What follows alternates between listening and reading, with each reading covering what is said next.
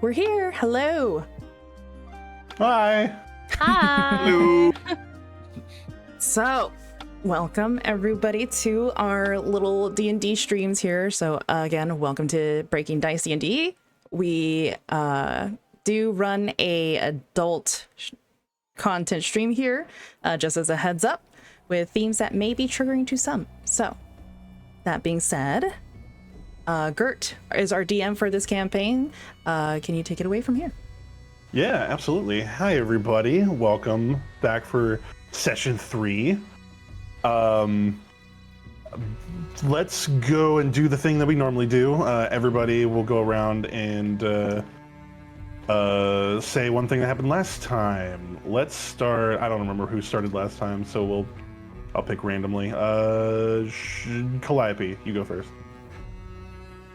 Okay, one of the things that happened last session, we tricked some guards and met up with our new companions.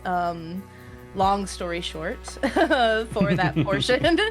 But yeah, we were able to get out in one piece of the prison, and I don't want to say all of the things that happened after that, so I will leave that up to whoever's next.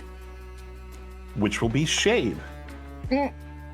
Oh, I wasn't looking. I'm sorry. That's okay. I took a sip at the wrong time, clearly. One thing that happened last session, Shade pretended to, well, she got sucked up out of her world into the material plane that she does not know much about. Met these people. First thing she did, though, initially out of fear, was go invisible, and then took advantage of the opportunity to prank these new people that she met. All right. Chickadee. And prank she did, for I thought I was speaking to my god at one point. It was a great time. But yeah, we moved on from there, and Chickadee got to go to his old stomping grounds for kind of a minute while we, met up and kind of did our little sitting down, meeting each other session, and then got to meet an old friend. Got to do some good talking in the basement of a tavern, which is always a good time. And then something else happened. And then, yeah, Delian, you go ahead and go. Basically, Delian has a new frenemy situation going on with Chickadee. And we'll see how that progresses, but it's not looking good. Back to you. Yes, so after the party sort of convened in the prison and escaping, the group went to the basement tavern, the basement of the tavern that basically everybody met in originally, sort of, or at least two of the characters did. And then while they were down there having a conversation about some serious topics about cultists and their impact on the world, an explosion happened not too far away from the tavern that they were in. And when they arrived, not soon after, the bodies, mangled and charred, of the victims of this explosion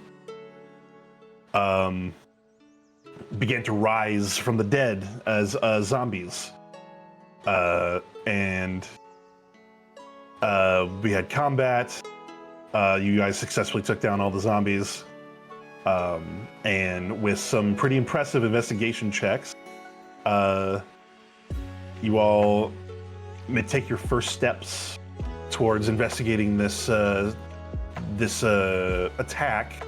Let me pull up my notes here, because I have what all of you got for your investigation checks. I do too, actually. Yes.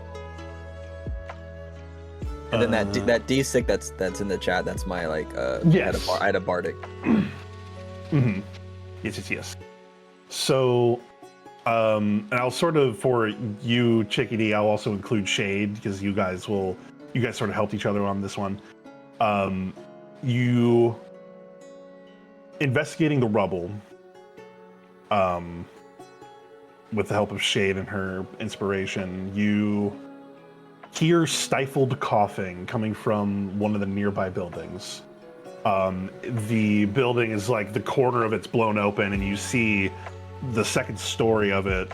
The floor is sort of collapsed in sort of ramp style down, and you hear from behind the ruins of that floor that's sort of angled in the ground, you hear like a stifled coughing. And upon your investigation, you notice like the top of somebody's head and their eyes peeking out from behind the corner as they notice you, and they kind of pull back behind the ruins.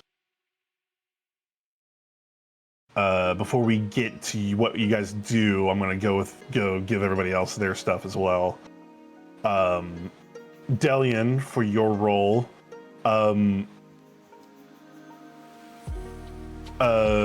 collectively amongst the bodies, you find about 120 gold pieces. Oh, damn.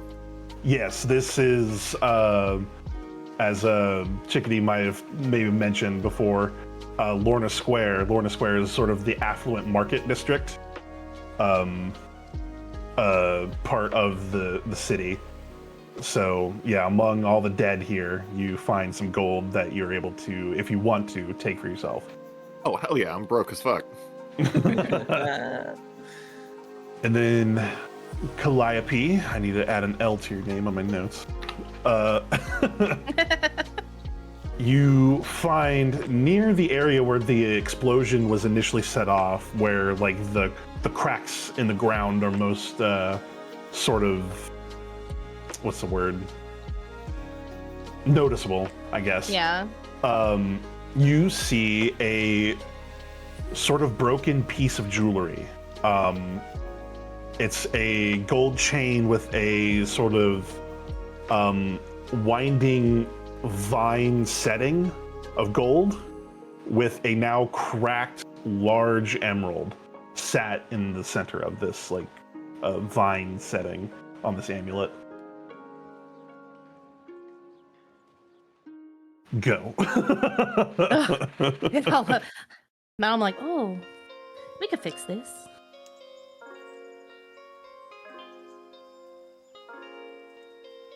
So, Yeah, all right. I'm gonna tuck that away. okay. Shade and Chickadee, what do you do after you hear and notice the person behind the rubble? So they're just hiding behind the rubble? They're not like hurt and stuck under the rubble? They're not. It seems they're able to move somewhat, but you don't know if they're hurt or not yet. Maybe I call out and just ask if they're okay. I think that's what. Yeah. So yeah, Chickadee. Is everything all right? Are you okay? You hurting this? You didn't get crushed by the building at all? You need any healing? I have a little bit of healing magic. He kind of peeks out again. I'm okay. And as he peeks his head out, you see that he's really kind of not okay. You see that his face is sort of lacerated. Go ahead and roll me a medicine check. I guess it'll be a little bit difficult from a distance unless you want to get close. Ooh, 19. 19, okay. Yeah, you can notice, you can kind of surmise from the pattern of the cuts on his face and over some of the other parts of his body where like there's some darkening stain of blood on his chest, that he was standing next to a window when the explosion went off. Oh. So he has, you see just sometimes a little bit of a sparkle in like the cheek where there's a shard of glass still stuck in his face. So Piz, you have some glass in your face. I can definitely get that out for you if you want. If you don't mind, I'll come up in. put my hands on you and get that all fixed up. He looks kind of nervous, but he steps out and he's like, I wouldn't mind the help, thank you. And then I'll cast a cure wounds on him. Okay. All right. Okay. I don't know if I need to roll it. I'm just gonna roll it anyway. Dang. The good roll. Wow. That Okay. was a good roll. The dice are hot. Don't fucking jinx it. Got a long name tonight. All right. So yeah, you heal them, and you see the skin kind of pushes out any of the remaining shards of glass, and they kind of tink down to the ground, and the cuts on his face, and you see the bleeding in his chest kind of stop, and the cuts on his face heal up and don't leave any scars. As your healing magic takes over, and you definitely heal him up all the way up to maximum hit points.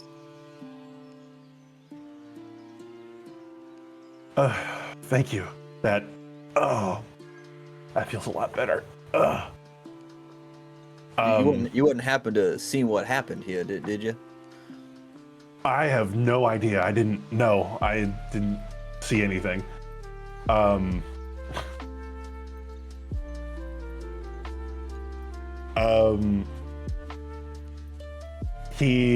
As he says that, you see that he kind of looks around nervously. I've got to get going. Thank you so much. And he begins to sort of turn to walk away. Before he gets even that far of it, as soon as he's even hesitant, Shade is definitely gonna go right up in his face, like, where are you going? What you doing? Oh, fuck.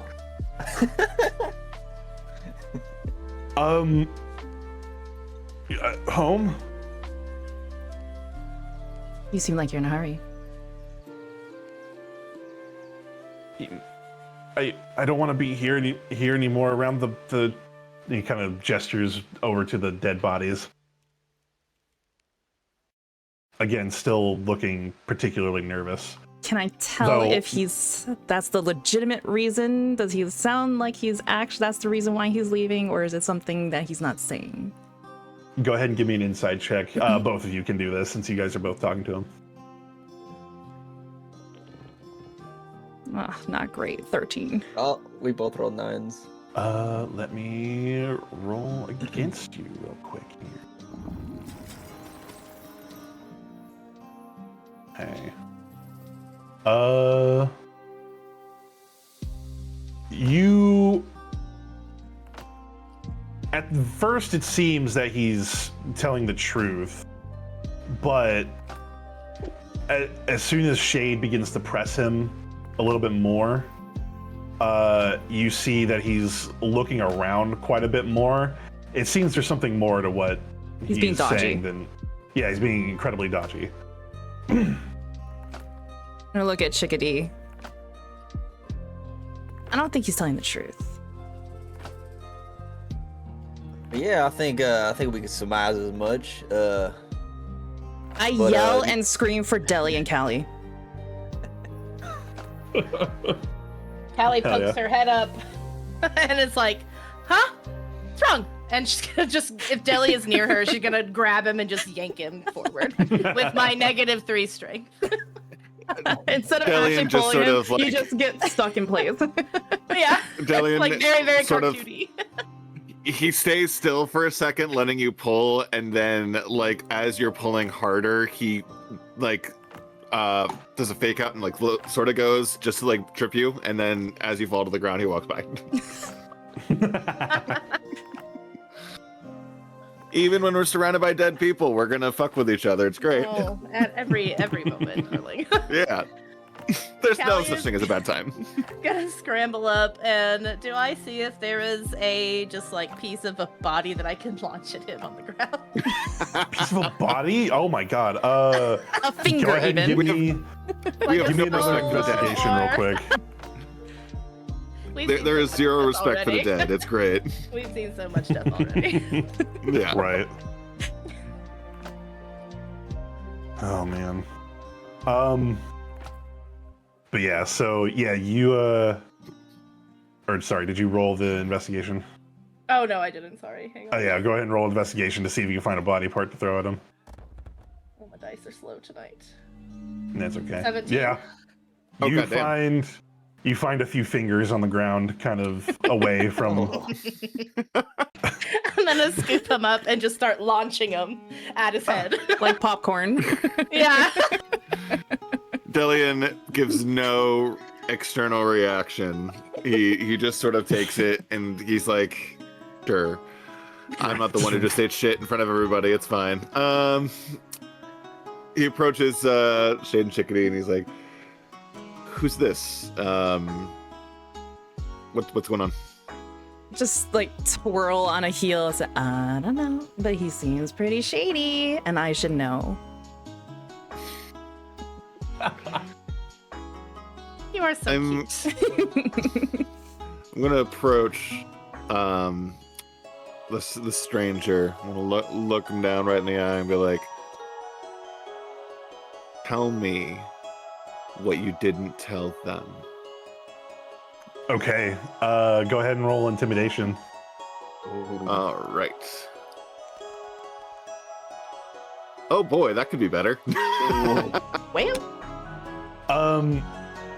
He's like, he's still nervous, but he's not any more nervous than before. He's just like, look, I really gotta go. I got things to do at home. I don't want to be here anymore, man. Delian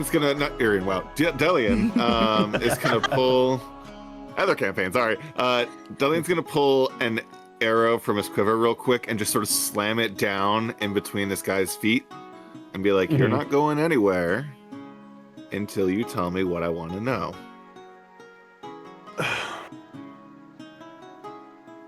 All right. I did see it. I just look. Somebody threw something out of a window, and then people gathered to look at it on the ground. It was something shiny, and then all hell broke loose. That's really all I know. Which window? How do I do this? Go ahead and give me a perception check really quick. Perception. That's a nat 20 right there. 20. Hey. Fuck yeah. My screen, it Okay, almost okay. landed on the 2. I was so scared for a second. oh, that's no, my same. twin. That's my twin. So he doesn't immediately answer, but his eyes dart to the building he came out of, and up to the second story where he presumably was before the explosion went off. And he's like, and he like points to somewhere totally off, away from where he was. But you do notice that he looked at the building that he came out of. I'm gonna move my face closer to his to the point our noses are almost touching. And I'm gonna just stare unblinking into his eyes. And I'm gonna say, is there anything else that you are forgetting? Is there anything else I need to know? Is there anything else you want to tell me? And then the arrow I slammed in between his feet, I'm gonna like grab it and like just hold it up along his cheek. Okay. So I'll say with that natural 20, I'll just give this to you as well. I will make you roll the intimidation again. So you get real close, put the arrow to his cheek. He's like, okay, it was me. But I was just hired to throw the thing and then leave. That's all. Can I go up I'm to gonna him stand back. and go say, just kind of off the side of Deli and say, you know, this really good man here. And I'm gonna pull Chickadee's arm over. I'm gonna pull him over and say, you know, this really good man here, he healed you. You should be nicer. I'm trying to be nice as I can. Well, throwing bombs out of windows isn't too nice. But I guess you didn't know it was a bomb, did you? No, I didn't. Okay. I believe you. I don't. Callie walks up and says, I don't either. That's a fucking lie. I don't care. And she just kind of twirls. Do you guys want to roll insight, or do you just not believe him at this point? I'll roll insight, but I'm very distrustful of this whole situation. I'll roll it, but I think even if it's low, she's gonna stick to her guns. Hey, that's 22. Oh, Damn. 16. Chickadee 16. just knows in his heart of hearts that this is a good man. Oh, we're about to break his whole belief in everything. Oh god. This reminds me so much of my cleric from the other campaign. After that, the intimidation, the further questioning, his outburst of saying, "I was just hired to throw the thing and then leave." You can tell that part, as far as you can tell, he's telling the truth on. Gotcha. Callie's How still not much- gonna believe him. How much were you paid and who paid you? Well, I haven't been paid yet. I have to do the job first, and then You took a job for this, throwing a bomb, and didn't get paid first? I didn't am loving know it that was a outrage. bomb, and I worked for the fuck. Yeah, who do you work for? Who is it? I work for the Cobb Street Mafia. Okay, I take the jobs to my boss, and they pay me after. All right, I just do what I'm told. Good boy. Ooh. Oh my god, I just had a new realization of Calliope as like a dom, and it was just like, holy shit. Did you say no. Cobb Street as in the corn? Oh, Combe Street. Sorry, Combe Okay, Street. Combe Street. Okay. Yeah. Well, let's say we're learning about a new street in town. It's I think that's what I named it. Maybe I've named it something else, but it's the street where the It is bar Combe that you went to. Street. Yeah, Combe Street. where you guys came from. Yeah. Were you going to go back to them and get paid, or were they going to drop it somewhere for you, or direct deposit? How does this work? Direct deposit. Ye old direct deposit. You'll direct deposit. I mean, that's the only way to get paid. I can't stand to wait on a skylight card. Yeah, I know, right? A skylight parchment. D&D Venmo. Oh god. Yeah, I was gonna go back to the black market down below, and get paid for my boss. Real quick, what's your name? Devin. Devin? Hi, Devin. I'm Dell. This is Callie, and these two are strangers I've only just met about an hour or two ago. Here's the deal. If we find out, and Delian does believe him at this point, but this is more about just the vibes. If we find out you've omitted anything, if there's something that you conveniently forgot, if there's something that we find out later you should have told us, this arrow is going to find its home right here, and Delian's just going to tap it against Devin's forehead. Ooh. And then he's gonna, and then with a very nice sort of flourish, stick it back in his quiver and walk away. He does take a minute to really, really think. He's like, okay.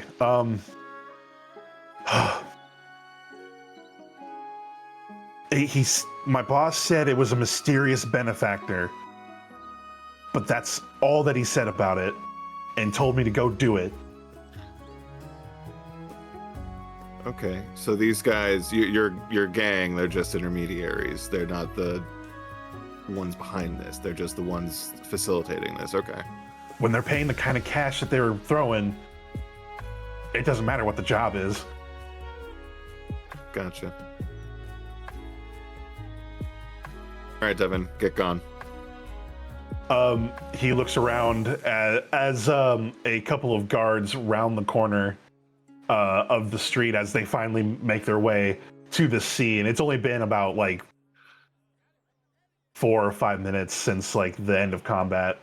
So the guards finally get there, and you see him look at the guards. The eyes get big, and he books it down the street. Before he goes, can I cast Presto on him and make it smell like he shit his pants? You certainly can. I'm gonna do that. Fuck yes. Thank you. This is why I want to be a magic caster, to do fuckery and shenanigans and trifling behavior. Fuck yes. Let's go. So you shit his pants, I and do shit his pants. I shit his whole ass in his pants. Oh, good shit. as he books it down the street, 2 of the 3 guards take off after him, and then 1 stays behind to walk up to you all. Excuse me. I'm assuming you guys. He kind of looks around at the carnage around him, sticking around here waiting for the guard. I'm assuming you all are not responsible for this. You don't know. You're right, I don't. Okay. Shade, sweetheart, sometimes we don't say stuff like that to people asking questions. I do what I want. You know what? Party. Calliope has decided from now on she's big girl and she makes her own decisions. You should question us.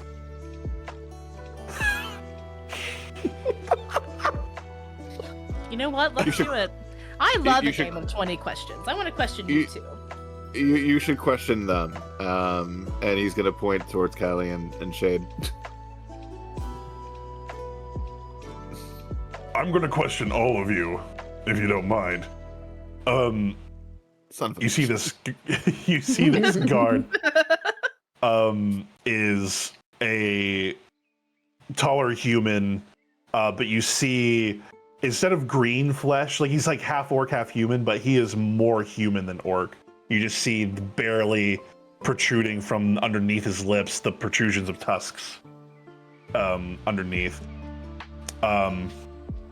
But you see, all right. What did you see? What happened?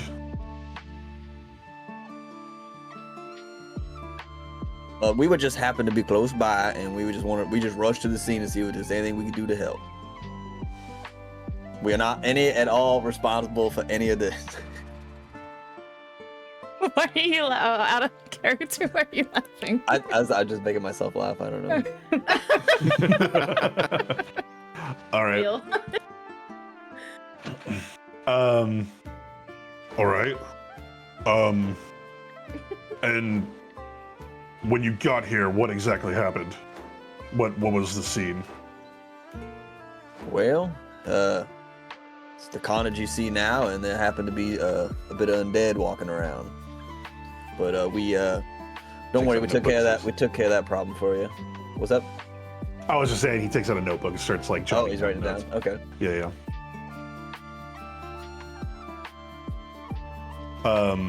Right. Undead. All right. Did you guys touch anything else from the scene? As obviously we appreciate you taking care of this. We were a bit short-staffed out on the streets because of a You should hire us. You should hire her. You looking to be a city guardsman? I don't know. But we did your job for you, right? I don't take no orders from no man. That's actually true. She takes no orders from any man, including me. It's true. She orders me around sometimes. Right. The way. Anyway, again, did anything else get taken from the scene? You mean my patience? I'm taking that as a no. All right. And Shit. So I'll walk up to him like, oh, there is something I pulled from the scene, and I'll hand him these shards of glass I pulled out of that guy's face. That's what from someone I healed. So I don't know if you need to get that to evidence. On top of the glass, you just Shade's little wooden hand just puts in a finger, and then back to me. Where'd you get that? Oh, I guess I did pick up some fingers to throw at Delian, but I don't know where they went. He didn't keep them. Why would you? Never mind. I found it. You asked what we found and touched. I found and touched it. Oh, you found one of the fingers? That's good. This person you healed, was it the one that he kind of points towards where the one guy ran off? Oh yeah, he had places to be, so I just patched him up and sent him on his way. Right. Okay. Above table. I don't know if I should tell this guard about this guy. You say what you say. All right. So, first the prison, now this. This is crazy. All right. Something happened out of prison? Yeah, one of our high priority. Anyway, don't you worry. It's there. I hope that it won't be a problem later. And he sort of turns, he writes down a final note in his notebook, and turns to walk away to begin investigating himself the scene of the blast. Sounds like they're not good at their job. You're not wrong, but let's maybe get out of here, just in case they decide to change their mind on that. And no, I don't say it quietly, but I don't say it to his face. I just, as he's walking away. All right. Okay, where do you guys head after this? It's a great question. Delian's just gonna start walking down a random street. He doesn't know any where he's going. Just gonna turn to Chickadee. You have more experience in this town than the rest of us do. Where would you go next if you were? Well, I don't know. Actually, before we even take on that question, is this something we want to spend our time on, or we want to just leave this to the locals? I mean, undead in the streets, something I definitely want to get to the bottom of. Something that's causing this. Why would the mob want to do this? It doesn't really seem like their MO. Would I have any history on the mob? Like, would I know of them from the past? Have they been around that long? Yes, they've been around probably sometime a decent amount of time before you were born. Okay. And you know that the Combe Street mob, the guy that you had the encounter with in your past was a member of said mob. Oh. All those years ago. But Callie, did you tell anybody about the piece you picked up? Would you have told anybody? Only Deli knows. Okay. And Gotcha. Deli has both in and out of character forgotten about it. Love. That's great. So you would know because you're running around. You know where they're headquartered. Yeah. You know. You don't know who's in charge anymore necessarily. It's been quite a while, but you know generally about around the place where they would be stationed at, on Combe Street. Okay.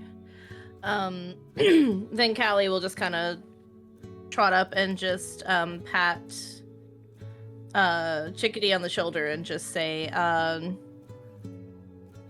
"Yeah, I know where it's at. We can go."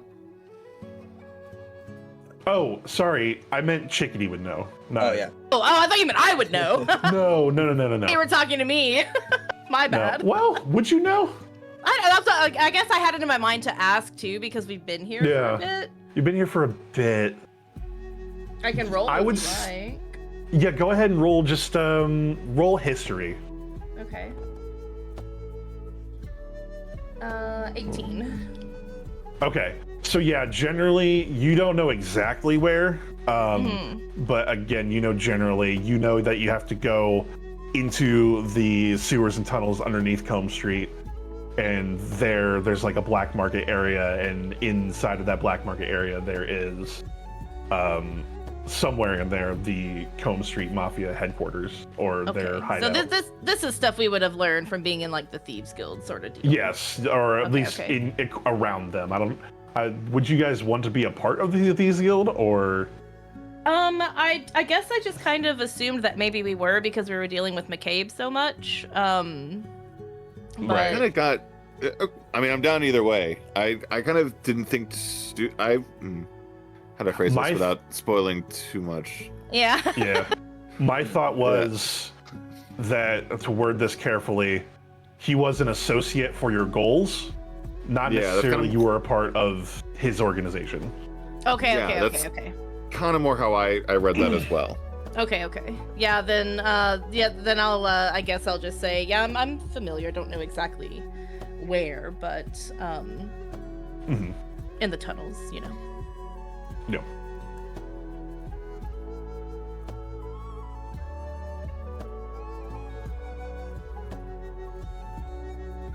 All right. So, are you guys heading that way, or are you guys gonna? Because it is. Let's see. It was getting close to evening. Yeah, I would say maybe not head there straight away. Yeah. Especially since Callie could use a little healing.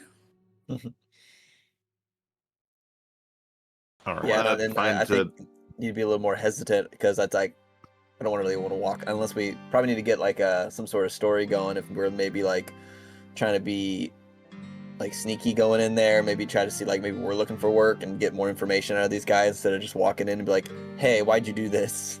Yeah, no, I think you're absolutely right. Maybe we go to a place with drinks but also minimal ears.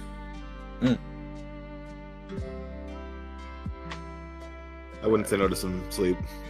Yeah, sleep would be good. It's been a long day. Oh. Also, sorry, totally off topic. You all have one inspiration. I did and a bunch last time still. So, Oh, okay. yeah, you do still have your sweep of inspiration. Nice. Cool. Okay. And there's something I want to do before we actually like go to bed this evening. Yeah. Are you guys heading? Sorry, that thought came to my head and I didn't hear some of what you said. So you guys heading back to the tavern? I think so. Yeah. We got to get a Somewhere quiet and a little more private. Yeah. Yes. Okay. So you head that way.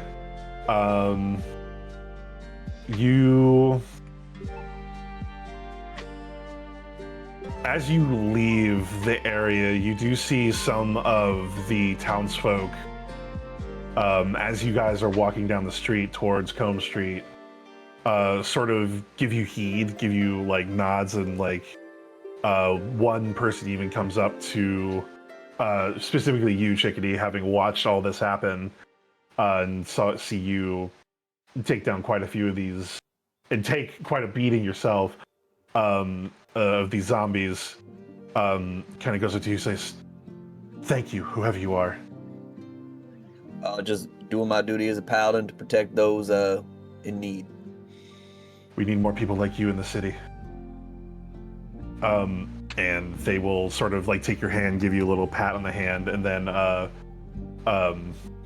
they will make their way away back down wherever they came from.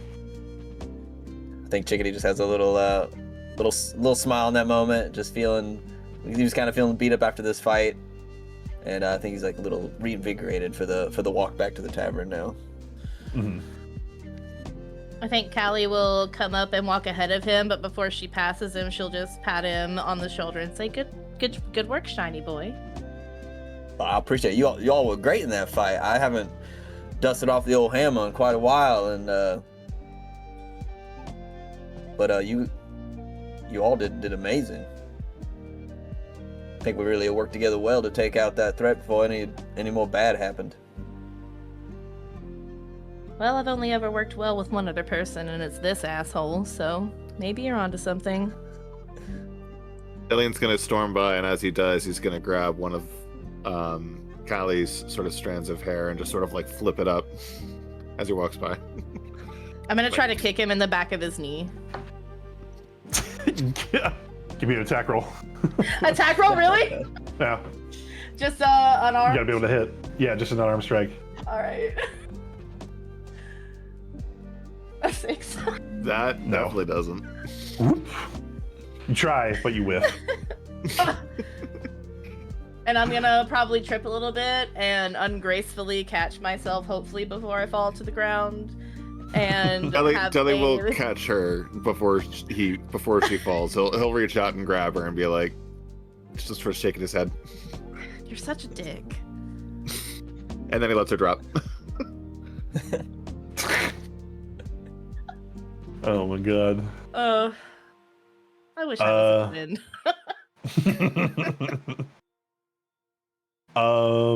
Okay. So you make your way back to the tavern. The oh my god. I just thought of something that I totally forgot about. McCabe was with you guys when the explosion happened and he never showed up. Oh god! This asshole! Where did he go? This fucking dick. He ran Just for help. slow. He's just now getting there. He's like catching up to us as we're going back to the tavern. I will say, as you guys are making your way back, you see that he was performing some medical help on somebody nearby Yeah, there you go. that needed it, and catches up with you guys as you're heading back to the tavern. Dr. McDreamy. I have some art for him and a few other people coming soon, hopefully. Oh, nice. Yeah. All right. So you guys make your way back to the tavern with McCabe in tow, and McCabe will go up to the barkeep and basically talk to them and be like, "Hey, give them rooms for the night. It'll be on me." And he sets you all up with if you want just one room or all individual rooms, whatever you guys want. Ellie's gonna turn to Callie and be like, share a room or separate rooms? We can share, I don't care. I'm just gonna be in there bringing Keto back anyway, so... Okay. Yep. I'm okay with sharing.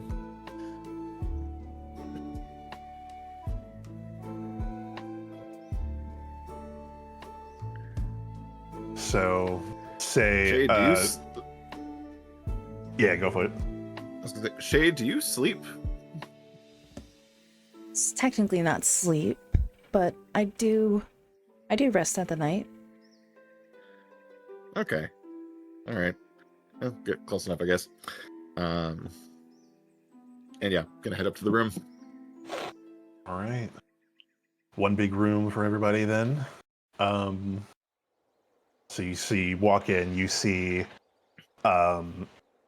sort of almost like bunk room style, like cabin style. You see 4 beds, sort of 2 on each side facing each other. In the back you see a couple of desks and chairs, and then a separate connected room with various bathroom needs, wash basins and water and all that stuff.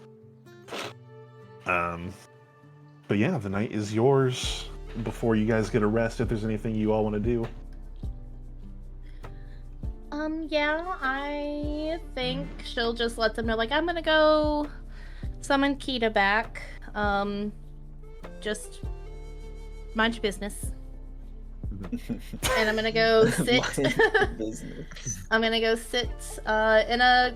If there's like a decently open spot in the room, because I need some space for how I've decided this, because I spent time before session tonight writing out exactly how I wanted it to look. Okay, go for it. Because it's Let an us know. hour-long thing, so I was like, well, if she's gonna do it, I want it to look cool, other than she sits there for an hour and summons the fox. Okay, so what you will see is she sits on the ground on her knees and just kind of has her hands folded in her lap. Her eyes are closed, and for a while, it kind of seems like, for the first few minutes, it just kind of seems like nothing's happening. But the longer that she sits there, her stillness starts to feel a bit unnatural. And then eventually you'll notice that the shadows around her start to behave wrong. Like they stretch toward her and start pulling around her form, kind of like an ink spill on a page. And then she kind of begins humming like an eerie sort of tune and traces very slow, intricate sigils in the air, just with one finger of her left hand, because she is canonically left-handed. And each sigil kind of lingers in the air, leaving behind faint threads of violet black light, like an arcane spider web coming together like spider silk, kind of reflecting off of light. And as she gets like halfway through it, a chill settles around her that can be felt if you're close enough. And her humming turns into like really quiet, very spooky whispers as tendrils, like dark tendrils from the web around her, start climbing up her arms and kind of surround her like a living lace, kind of, because it's still moving the whole time. And then once the ritual ends, the cold isn't as strong, and the web of magic collapses inward on itself and condenses into a tiny, dark, kind of hovering ball that's just like kind of just above the ground. And then it flickers, that same kind of violet black light of the sigils, and then it unfolds and it reveals a fox. And its fur is so dark that it swallows any of that remaining violet light. And then his eyes open and they're glowing bright yellow. Yip yip. Yep. And then when he's back, she just says, "Oh, hi, buddy," and she gives him big scritches under his cheek fluffles and smooches his face a bunch. He is very happy to be back. You hear him do like the whole fox yipping and laughing thing. Yeah. Oh, good boy. Sorry it took so long this time. We had stuff to do.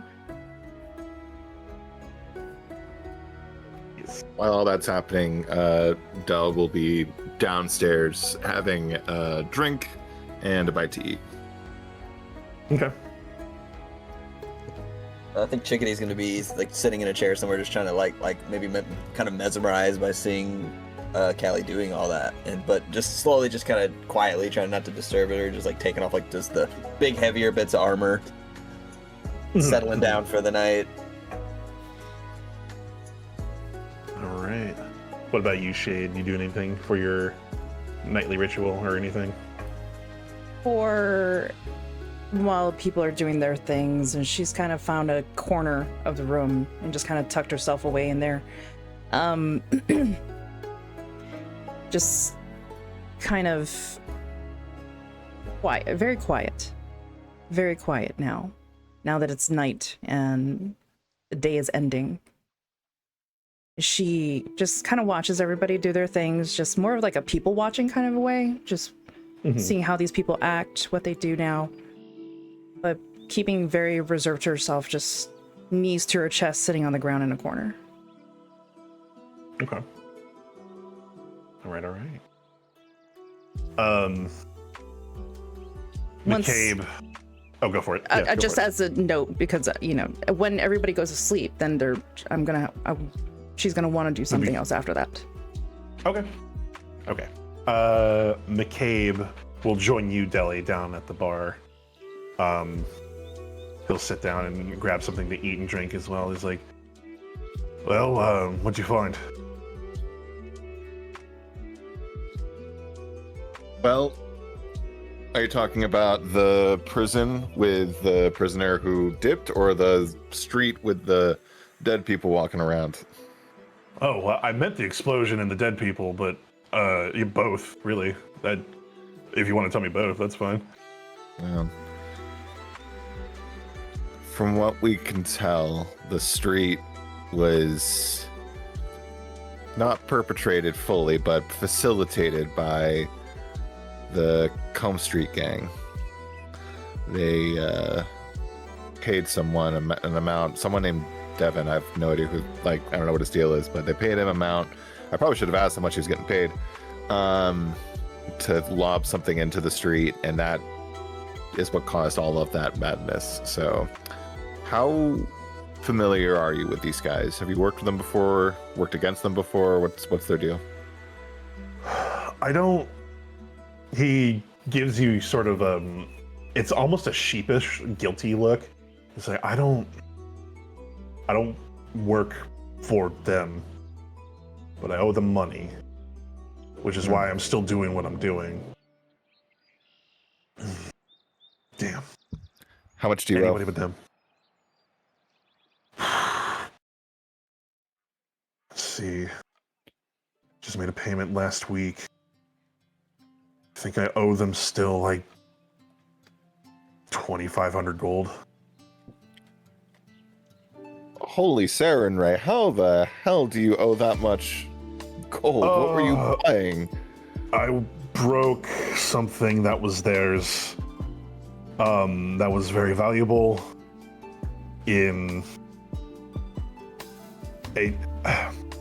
I took a job for them that seemed harmless enough. It was, you know me, the thing that I do. I steal from the rich, and I try to give back to what I can, but in the process of taking this thing that they wanted, I destroyed it on accident. It was a painting that fell into the river. Not the river. Not the river. Sorry, DM slip up here. But no, I took it, and when I was jumping out a window with it, I landed on it and smashed it. And it's worthless now. Gotcha. Are these the kind of guys or gals or mix? I don't know. Are these the kind of folks who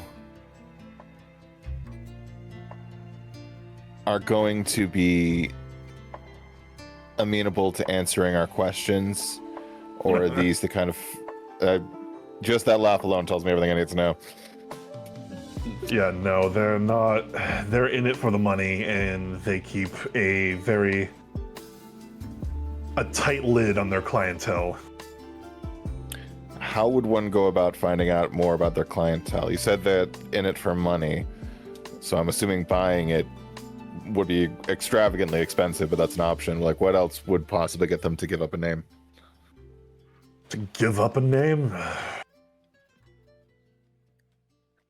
If you happen to be able to intimidate it or beat it out of one of the capos, maybe. If you can find the capo that directly took the job, maybe they have a ledger. But that's the only thing I can think of. Gotcha. Those folks up in the square there, I saw you helping some of them on the way back. Are they... do they have a place to stay? Do they have somewhere to go, or what's going to happen to them?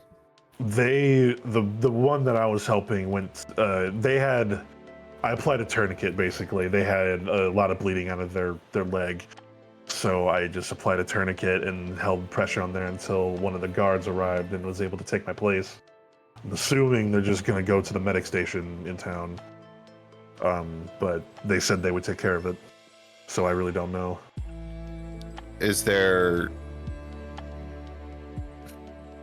Are there safe places for those folks to go?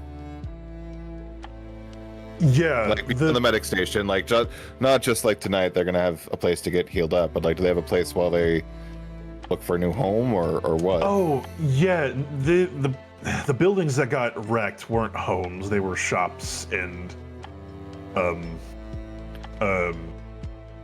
like restaurants. There's a restaurant in there. One of them was a hotel. The one in the corner, and when he says the one in the corner, you know that he's mentioning the building that one guy came out of is a taller, like 6-story building. That's a hotel. That corner Gotcha. is the only thing that actually got blown out there. Surprisingly, Gotcha. the building's still standing, but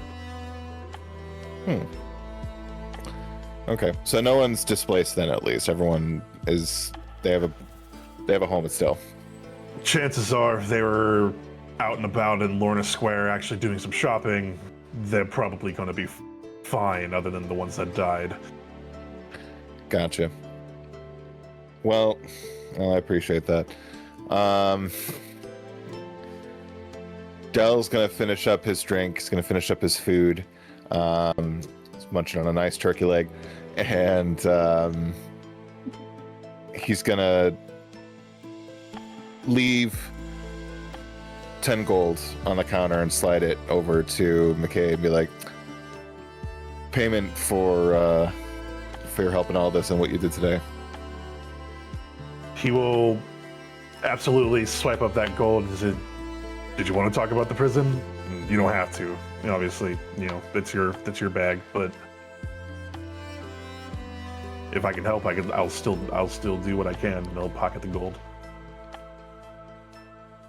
She was there. She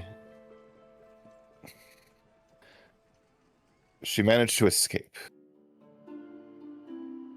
Kind of Something I didn't realize, I think, going in was that there was a big old hole, or there was going to be a big old hole in her cell for her to just sort of fall through. What's interesting to me is that if that was an option to her this whole time, why did she wait until Callie and I showed up?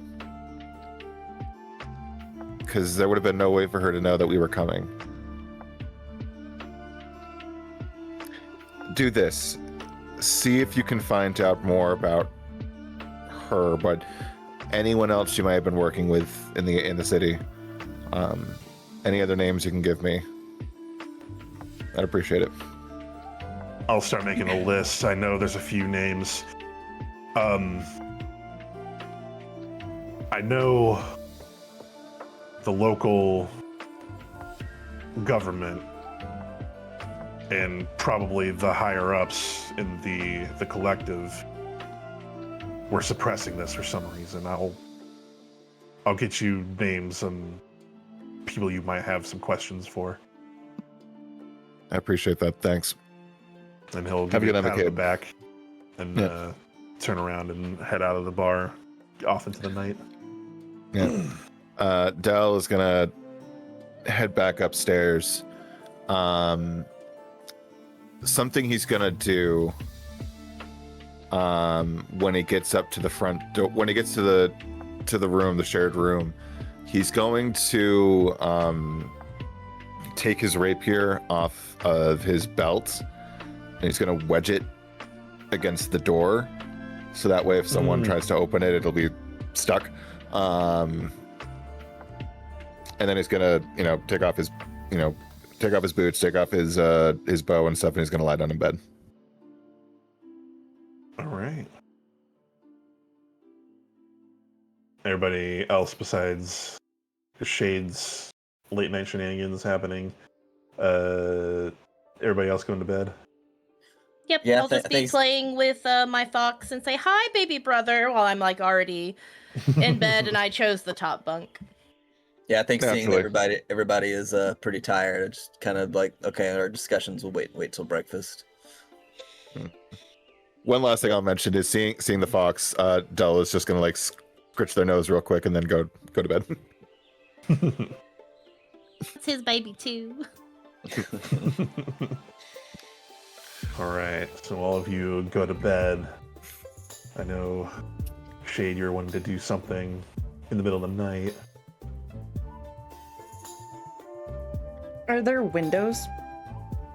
There is 2 windows on the back wall of this room. You are on the 2nd story of this tavern, taking up kind of the main first room in this tavern. Once I perceive that everybody is asleep, I would like to cast 2 spells on myself. Guidance and Mysterious Presence. Both are cantrips. Okay. I forget what the other one. Mysterious Presence is I touch a willing creature. Basically, it just means I use it on myself, and anybody who tries to make an insight or perception check on me, they have to minus a d4. It's like a mini Very Bane version. Okay. That's cool. I would like to go out one of the windows. All right. You try both of the windows, and they're or one of them, and they're both able to be open. They swing outward. And I'll say easy enough with your spells and all that stuff. You can easily make your way out of the building. No roll necessary. You're not that high up either, so. So, actually, I guess before. Well, no, she's gonna do this anyways. She's gonna wander around the town, just casually walking around. But she wants to find like a secluded, I guess, just like the edge of town kind of a thing, away from the buildings and people, and find a patch of grass. She just wants to be out on grass for a little bit. Okay. It takes you, I'd say, about 25 minutes to, from where you are, reach the edge of town, to where the taller, more condensed buildings sort of begin to spread out into smaller, sort of, not even suburban, but like just more sparse homes that are a little ways away from the city, and you do find yourself a patch of grass sort of away from everything. So she's going to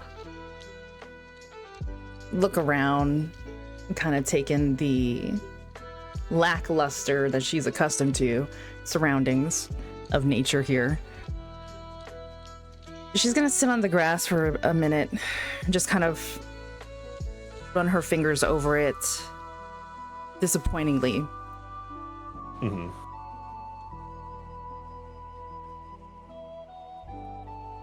And she just kind of pats the ground a little bit, and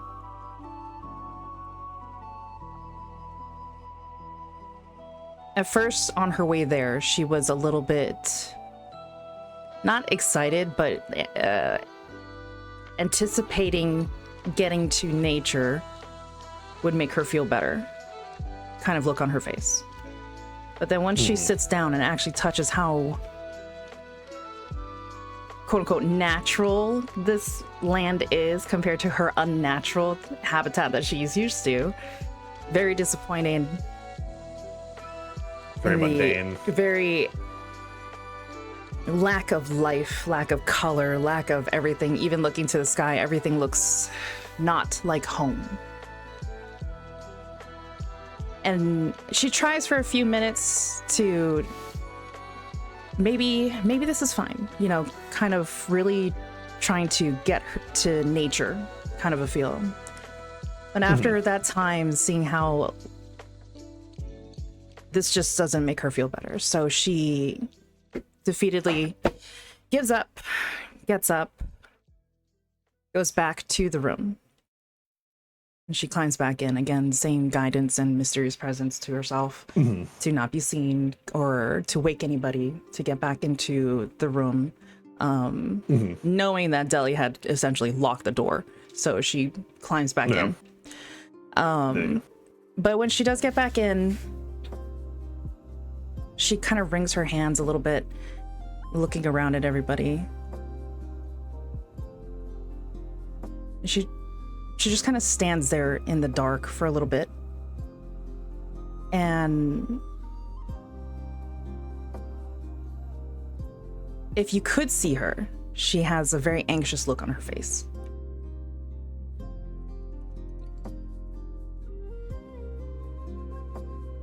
And she's kind of stuck in indecision for a good while. If someone were to wake up and see her, it would be very creepy. She's just standing there Yeah. until she realizes that she has to rest.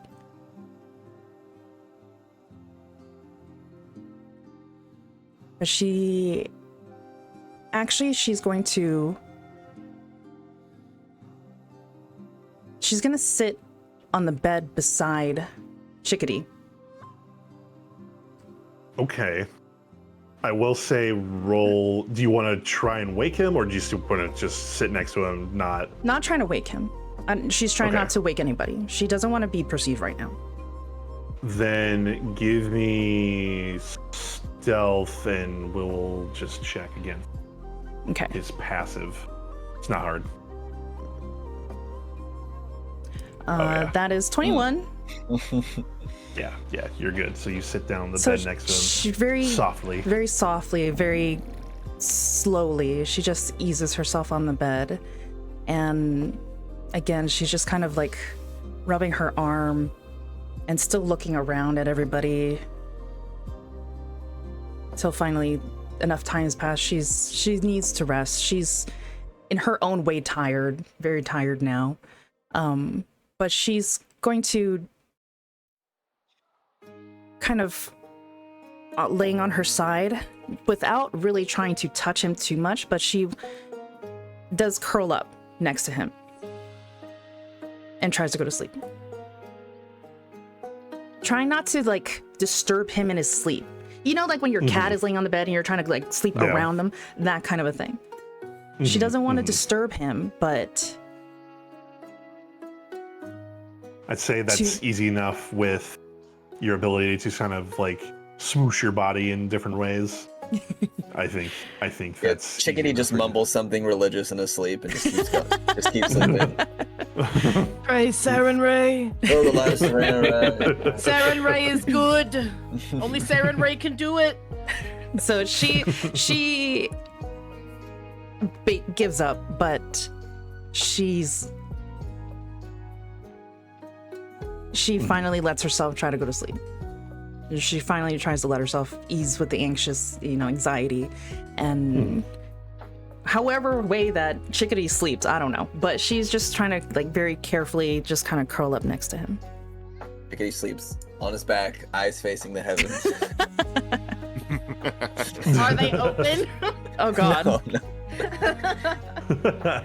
But then at that point, then she'll go to sleep, quote unquote, her Fantastic. sleep. Love that. Okay. All right. Everybody can take their long rest. Get your spells prepared if you need to prepare spells. And since we're at 5:15 now, can we take a small break? Yeah. Yeah, absolutely. Potty real bad. Sounds good. Okay. Thank All you. right, everybody, thank you guys for being here watching the stream. We appreciate all of you. We'll be right back with a quick break.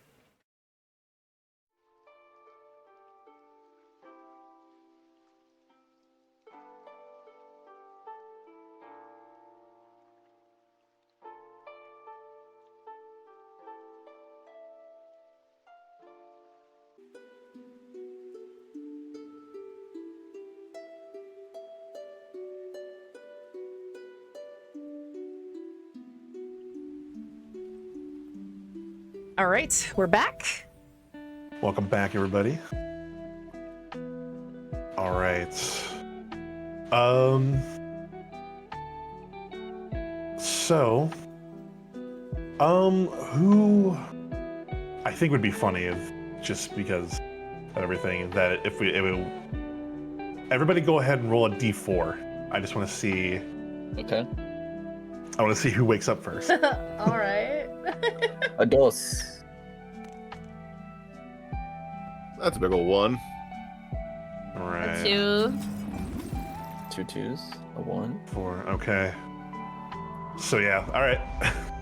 So Dell, you are first to rise. You Sorry, awaken. brother. And I will say also, what is it? Is it Katara? Kita? Kita? Yeah, sorry. Kita. That's right. It's on my Kita. box, Kita. Yeah, sorry. Yeah, sorry.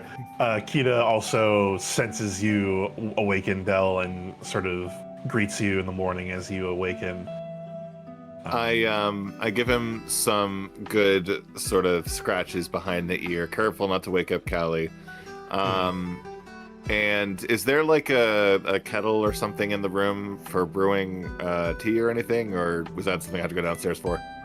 That'd be something you have to go downstairs for. They want to kind of sell that stuff downstairs. Okay. I'll go downstairs and just ask for them to start making some breakfast, and also just get a couple mugs of tea. And as soon as they have any kind of tea ready, I'm going to bring a cup up and leave it by Callie's bed. Okay.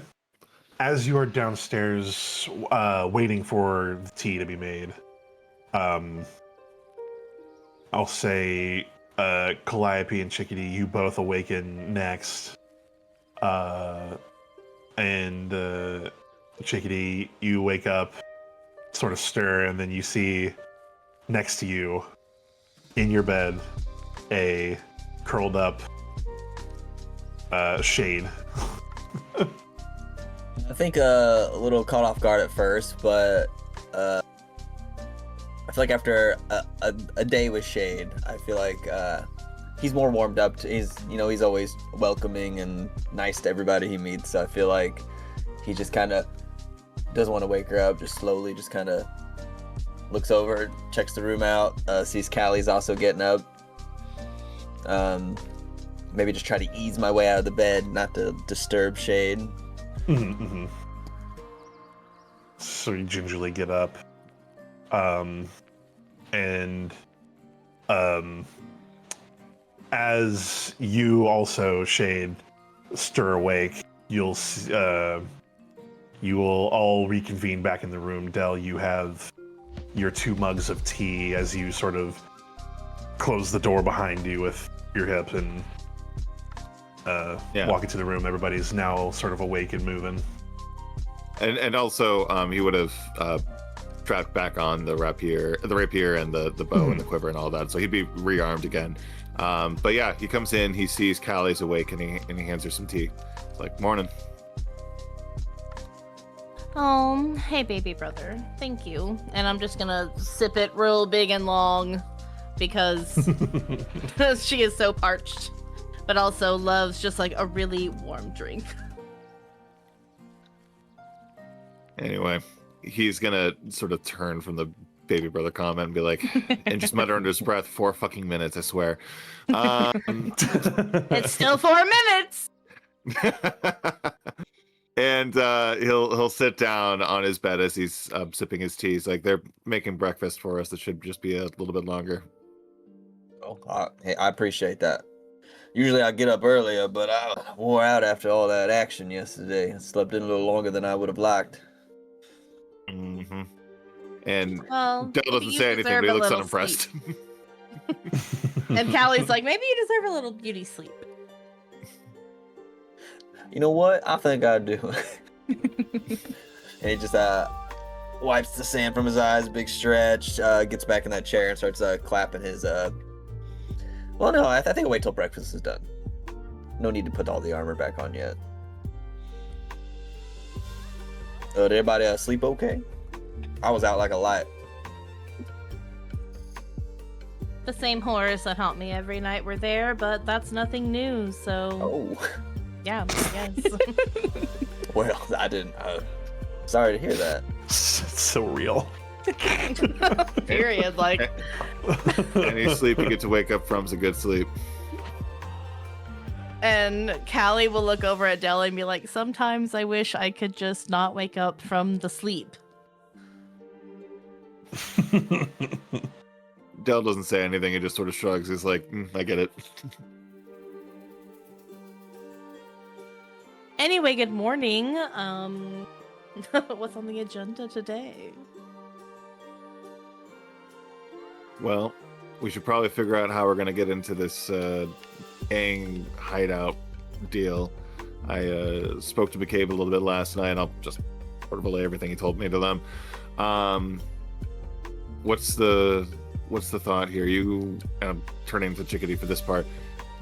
You probably got more experience with them than we do, so what can you tell me about them?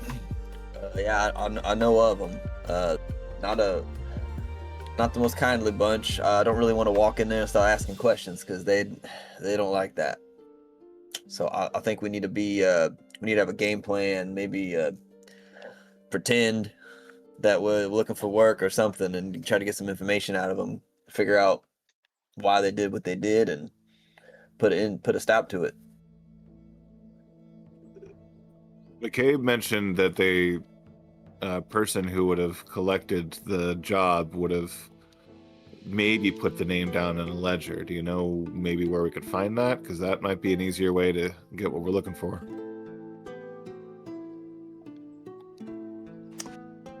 Would chicken know? If you want, you can go ahead and roll history. That's only an 8. Yeah. The dice haven't woken up yet. Right. They're still sleeping. Yeah, you currently, at least in your groggy state, you just can't quite put your thumb on where you think they would have these ledgers placed, if they were placed anywhere. More than likely secure for sure, but other than that, you really don't know much beyond that. So yeah, I don't know, but I do know about the rough area where their hideout's at, and if we can get over there and find someone to ask, I'm sure we could dig up its location quite easily. Well, in that case, well, here's a thought actually as well. Anyone else feel free to jump in on this. We get a lay of the land, get familiar, gain a little bit of trust, and then maybe after we spend just enough time there to get a lay of where's what and what's where, we steal the ledger and get the fuck out. I'm all for that plan.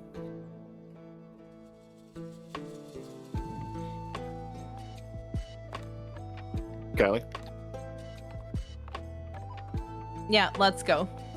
We need to get out of here. All right. Shade?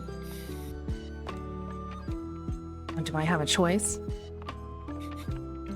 Not really, darling. Let's go. Come on.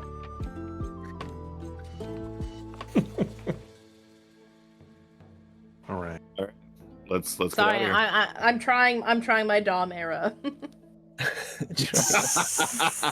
Dom era. I'm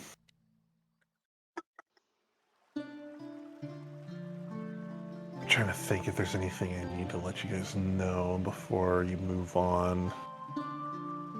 Other than the fact that there's breakfast waiting for you guys downstairs. Oh yeah, we're definitely stopping for breakfast first, or at least I am. Yeah, me too. It's the most important meal of the day. I gotta have And my it's sunny the side up it's egg. the tastiest meal of the day because breakfast food is the best food, hands down. Period. Poo.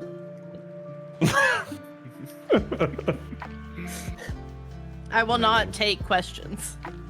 There are no questions. I'm too busy eating some roast potatoes. So, Yes, you make your way downstairs and there's a decent sized feast of eggs, bacon, potatoes, various sausages and stuff like that for breakfast. Some sweet treats as well if you so desire. Callie definitely gets a mix of both. Mm-hmm. Lots of eggs, lots of bacon for Chickadee.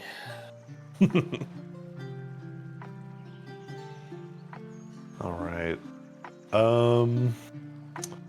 So now, so to give you sort of a lay of the land before you go in, based on like the knowledge that you would have, for you, Chickadee. Actually, Callie and Dell, go ahead and just roll a d20. We're just gonna luck check this real quick All right. to see what you would know. Well, that's a big old 18. Well, pretty good. Callie, don't piss me off. 12. Okay. So I would say Dell and Chickadee, you would know about the same, and Calliope, you maybe just a little bit less so, but not by much.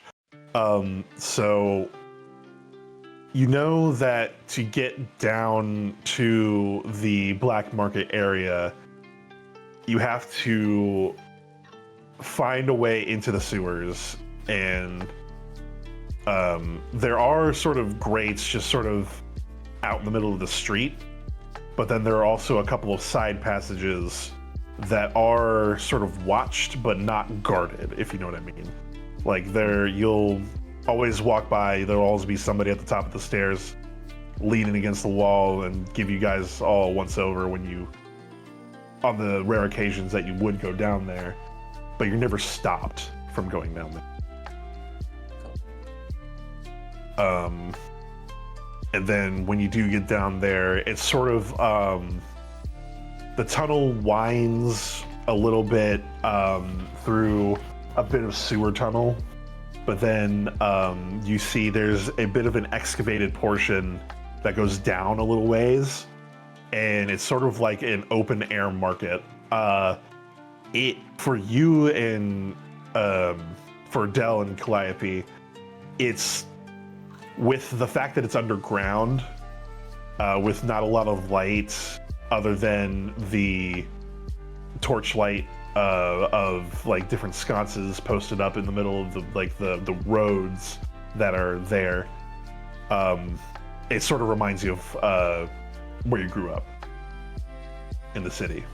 And I think at that, Calliope will kind of move more toward Delian and kind of cling to him a little bit. Yeah, no, he does the same thing as well. He's trying to be a bit more subtle about it, but he's definitely like sort of reaching out for her. Yeah. But yeah, so you guys make your way down one of these side passages, and you see this sort of scene. Are you guys trying to find the headquarters, or are you just going to ask around? What are you guys doing? Is there any way that I can sort of try to pick up sort of intuitively like where we would go? Like, is there anything that sort of stands out as potential, like, I don't know, I guess a good spot for a headquarters or something like that? Go ahead. Anybody who wants to can make a perception check. Well, Perception. That is a 22. Well done. it's a 16. Same. All right. I will say this was going to be a harder roll, so I'll give this to Dell. You walk around, sort of getting a lay of the land. Like I said, it's sort of like an open air market you see a lot of like weapons dealers. There's some weird shit in the weapons shops. Sort of, you see an alchemical, like, apothecary stand, essentially, that has, you see various different, like, potions and stuff like that. You can probably presume that poisons are also being sold here.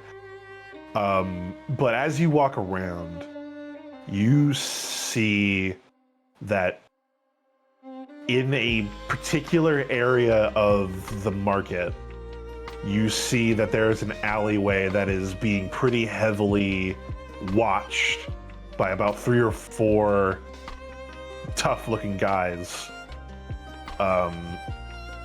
they're very specifically not letting people go down this one particular alleyway.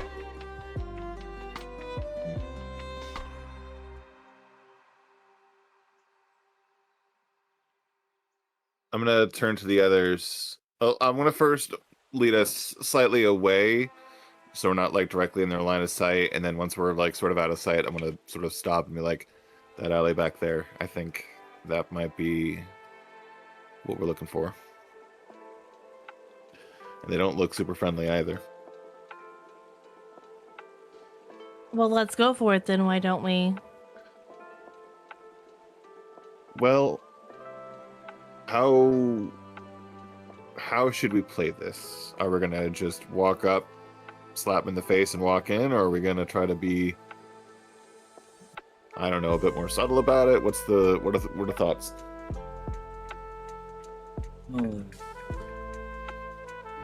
Calliope will look to Chickadee and I guess Shade, because I think she's still hanging out near him. So she will look to both of them and be like, what do you think? Like, Well, I feel like Shade has some good stealth stuff because Shade was invisible when we met her, and then obviously was able to pop up my bed last night, not wake me up. So I think she's maybe could do a little sneaking past the gods, and we could do a little distraction and just Are you kinda okay? help her.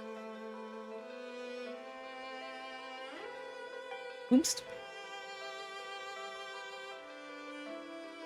Who were you referring to? oh, I'm asking Chickadee if he's okay with someone just popping up in his bed. Oh, well, I mean, I just feel like I don't want to get into it right in front of her here, but I just feel like she's a bit of a fish out of water, you know. This is probably a lot, and not what she's used to. So, Oh, so we should. Okay, I think I see what you mean.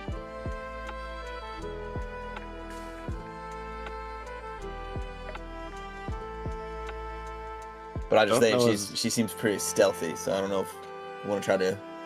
Well, I mean, she may not need us for anything, but if she's there, I think I'm ready to be here for her too as well. I've got a good idea for a distraction if that's the route we want to take. Well, tell us what it is.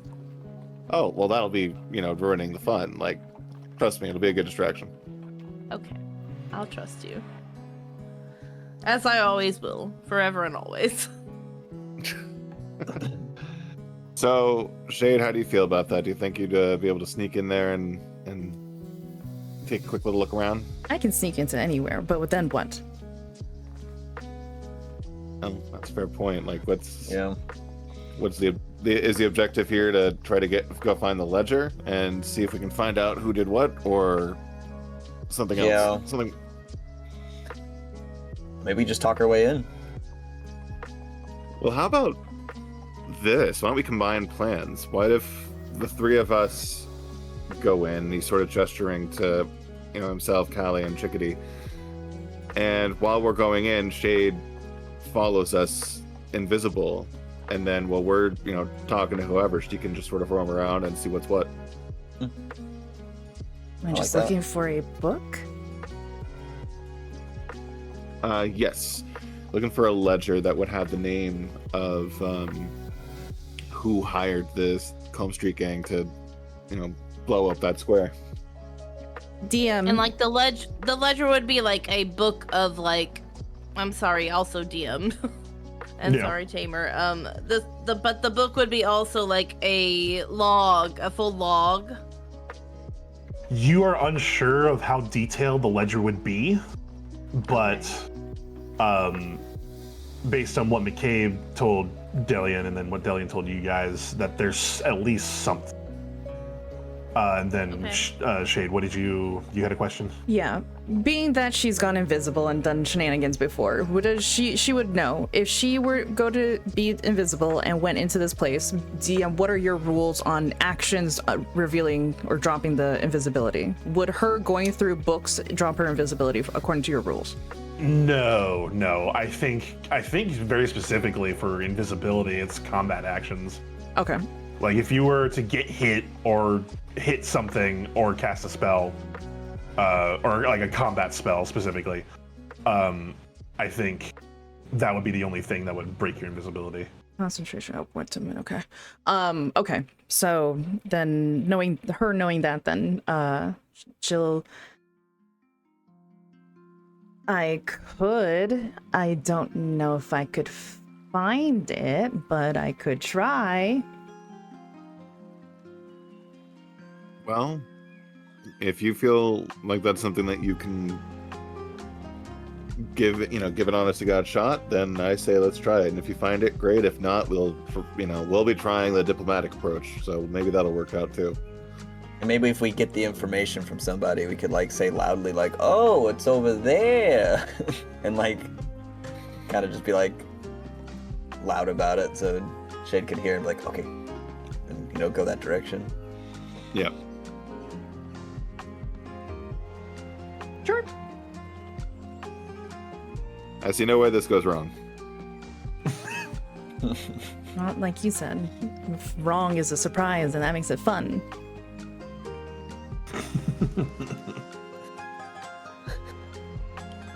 All right. That's what you're doing. How to approach these guards? It's an alleyway, right? So it's just, people down or at the end of an alley. Yeah, you see about 4 of them,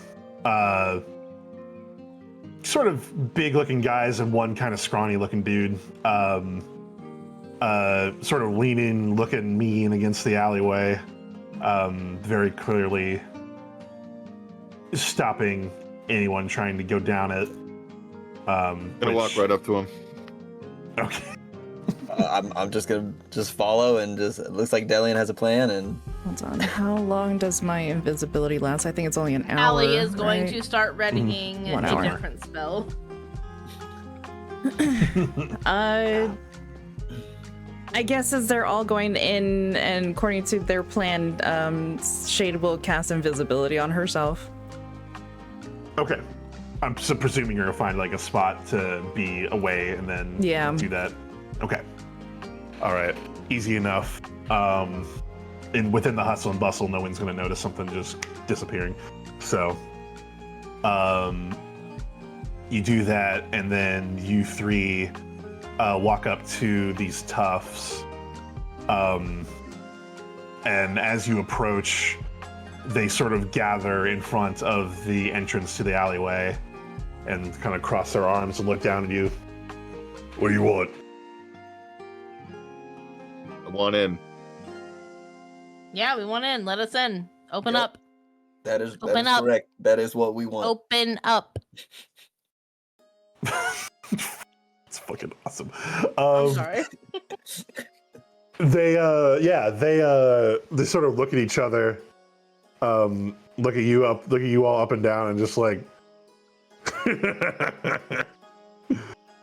no. I think you and your little goody two shoes friend here are lost. Referring to. That's hearing a very mean thing to say about Callie. I love that I have 2 men now that are like, don't say shit about Kelly. Love that. Delian's gonna You're approach making- the one who made the goody two shoes comment. Is gonna stare at him. Like, how tall is this guy compared to Deli? Deli is pretty strong. Not strong. Tall. I mean tall. Sorry. And he's big and strong.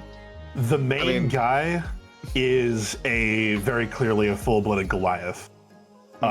So he is on the high side of 6 foot, almost 7 foot. Okay, so he's looking down at me. All right. Yeah. The other people, there's the scrawny-looking guy, is sort of just a high elf that is sort of dressed in, not roguish, but like,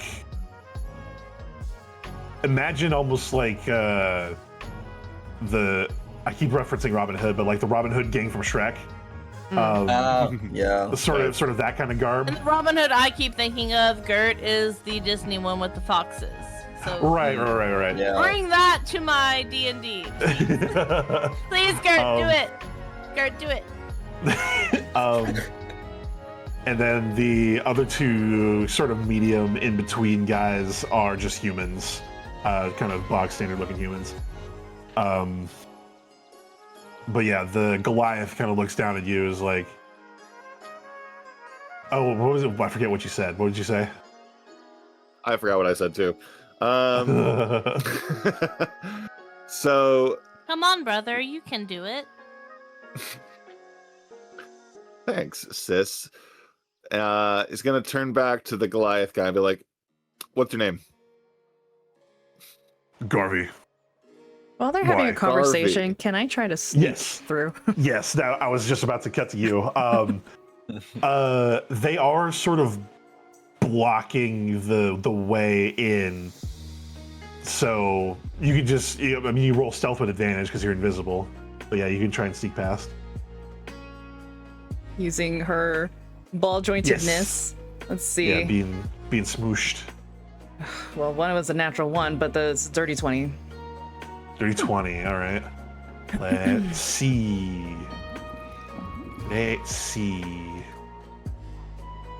Ha! All right. Yeah, you very easily smush against the wall behind like the scrawny one that's on the corner, and you whoop, right around and you make your way down the alley without any of them being any of the wiser. She's gonna think to herself, I should have made a call. Oh well. And then she keeps going. So you make your way down the alley and you see that the alley sort of turns back into sewer-ish sort of tunnels, where like the ceilings and the walls are sort of circular, but the ground is not wet and gross. It's just dry and walkable without being gross. And you make your way to a junction, going left and right, a T junction basically. Okay, and do I see which way I should go? Go ahead and make me a perception check.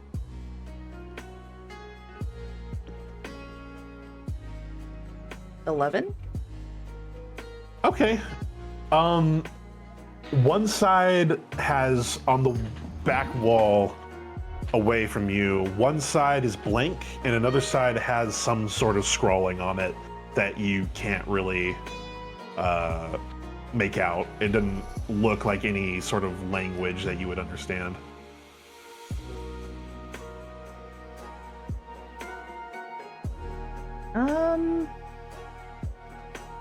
I'm in no rush. She's actually just gonna chill there and wait till she sees somebody. Either the group or she's gonna wait because she's not gonna just waste wandering around. So she's gonna wait to see if she sees somebody coming around a corner, whether it's her team in convincing the group to let them in or someone that actually belongs there. Okay. All right. Cutting back to the three of you, you asked, what's your name? He says, Garvey. Why? I'm looking for a fella named, I'm sorry, what was it, Devin? Yes, from the square. What's his name? Devin. Devin, yeah. Devin. Yeah, Devin. Yeah. I'm looking for a fella named Devin, and I understand he's probably out this way. So, can I either bring him out here, or you can bring me to him? I'm good either way. You think you're in any position to make demands? And you'll see that he sort of nudges the scrawny one, the scrawny little elf, and head nods down into the alleyway. Yeah, right. And he kind of scurries down the alleyway away, so you're just left with the two humans and the Goliath. I think that as someone who's typically bigger and looking down at folks, you're probably feeling like most people are not gonna try something on you. And at that moment, Dali's gonna headbutt him. Wow. Okay. Give me a unarmed attack. Oh fuck! Wait, I want to Oh. use my inspiration die. Go That for one it. inspiration I got. Yes. Go for it. Fucking let's make this work. Yes. Okay, that's There a we go. lot better. 16. It's much Best better. use of an inspiration. Very good.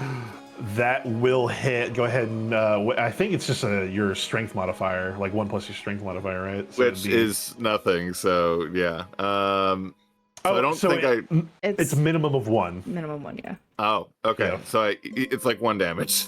Yeah. So you headbutt It's him like- straight in the nose. Yeah. And you see it cracks him, and you see just a little bit of blood start coming down and out of his nose. Mhm. Oh, And as he's laughing, I'm laughing too. Be like, just remember, size being bigger than me don't mean I can't hit you too, buddy. he wipes the blood from his nose, cracks his knuckles. You're gonna wish you never did that. And I need you 3 to roll initiative. Oh my god. Oh shit. Sorry, guys. I didn't mean to include you two in this too. No, Deli, I was ready to be like, I was ready to come out of the woodwork and be like, what do you mean? So don't worry about that. Just be All back right, there. this is gonna have to be theater of the mind for this one. Meanwhile, You didn't have an alley fight Yes. planned? Shade is just practicing her dance moves. Ow! Yes.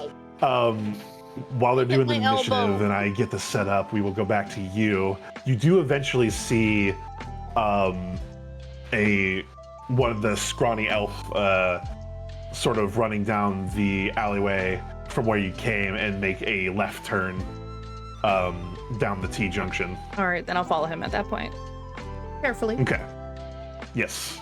He's going at a decent pace. He's not running though, so we will, unless you want to roll another one, we'll keep the same stealth check for right now. I'll leave it up to you actually. If you want to see if you can get higher, you can, or Ooh. That's a gamble. That is a gamble. What did I get again? Stealth was you the got dirty 11. 20. Oh no, dirty 20. Yes. I'll stick with the dirty 20. So that's stick with the dirty 20. All Yeah, right. I'm yeah. gonna roll something here. You play blackjack, you hold on 20. Yeah. Hmm. Just facts. Okay. Yep. As you Tell follow. me you're a Vegas girl without telling me you're a Vegas girl. I'm As you sorry, Mama. I follow, just had to. No, 100%. Mwah. 100% I love accurate. you. I love you. Yep, I'm gonna hold on 20. Yes, you. Well, good thing you did. He rolled decently high, but like still, you follow him, and he just does not seem to notice you as you follow along behind him.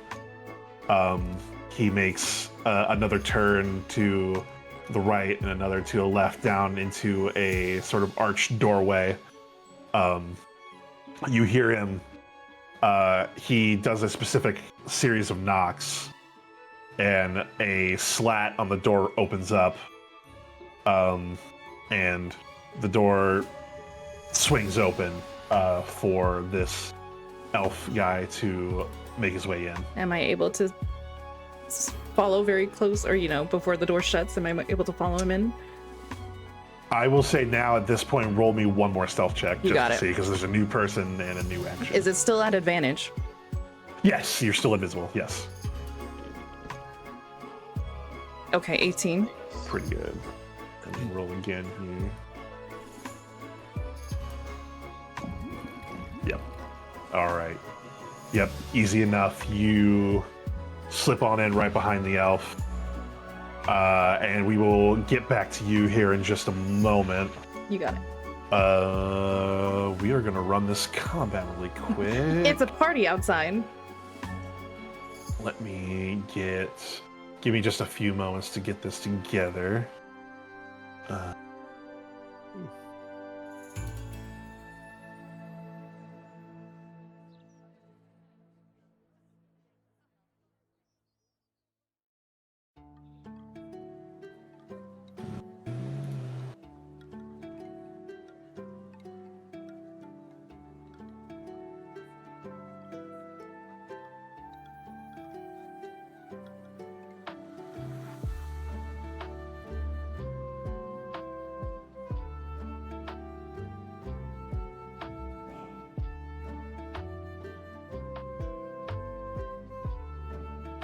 whoops.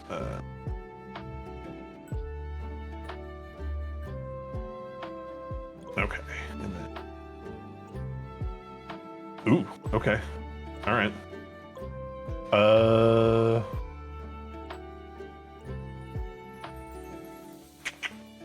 Might have to bit. Save. Okay. And then run encounter. And then what did everybody get for initiative? I got a 3. Actually, you got a 3. Okay. 3. Slow to I got a react. 7. Chickadee is 7. shocked at the headbutt. And then Calliope, what did you get?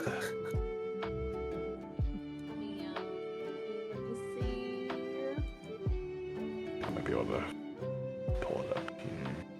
Oh wait. Oh, you got a 5. Okay. Yeah. Yeah, we didn't do very well on initiative. Nope. Okay. Not great.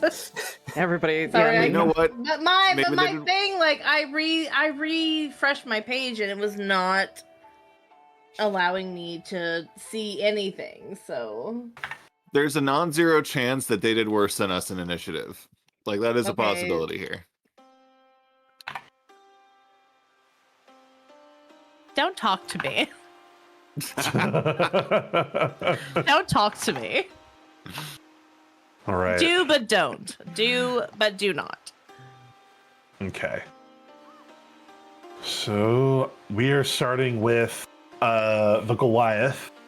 He is going to he after the headbutt and sort of wiping the blood from his nose, cracking his knuckles, a swift punch right to your face, Dillian. He is going to roll the hit. And he buffs it. 21 to hit. Yeah, totally misses. Absolutely. Yeah, no, I'm. That's not gonna go well. And then, so that's 6 damage, and then with multi-attack, he's gonna swing again. You said that was 6 damage. Yeah, 6 damage for the first one, and then another shit, okay. another 21 to hit for the second one, which is also another 6 damage. Oh boy, this is gonna go really quickly. All right. Can I use a reaction on him doing that? Yeah. I'm gonna expend one of my channel divinities to do a thing called Rebuke the Violent. Okay. Immediately after an attacker within 30 feet deals damage with an attack against a creature other than me, I can use my reaction to force the attacker to make a wisdom saving throw, DC 15. On a failure, Okay. the attacker takes radiant damage equal to the damage it just dealt, or half on a success. He very much fails. He rolled a 2 on the dice, so he takes his own 6 damage. And I point the palm of my hand at him and start glowing, and then say like, "I'll show you how much." Oh, wait, hold on. How do I want to say this? Good at 2 shoes. I'll show you how good I can be, and then just hit him with a beam of light, which is his own fist hitting him in the form of light. Hell yeah. Amazing. All right, Del, you are up since you were next in initiative there. I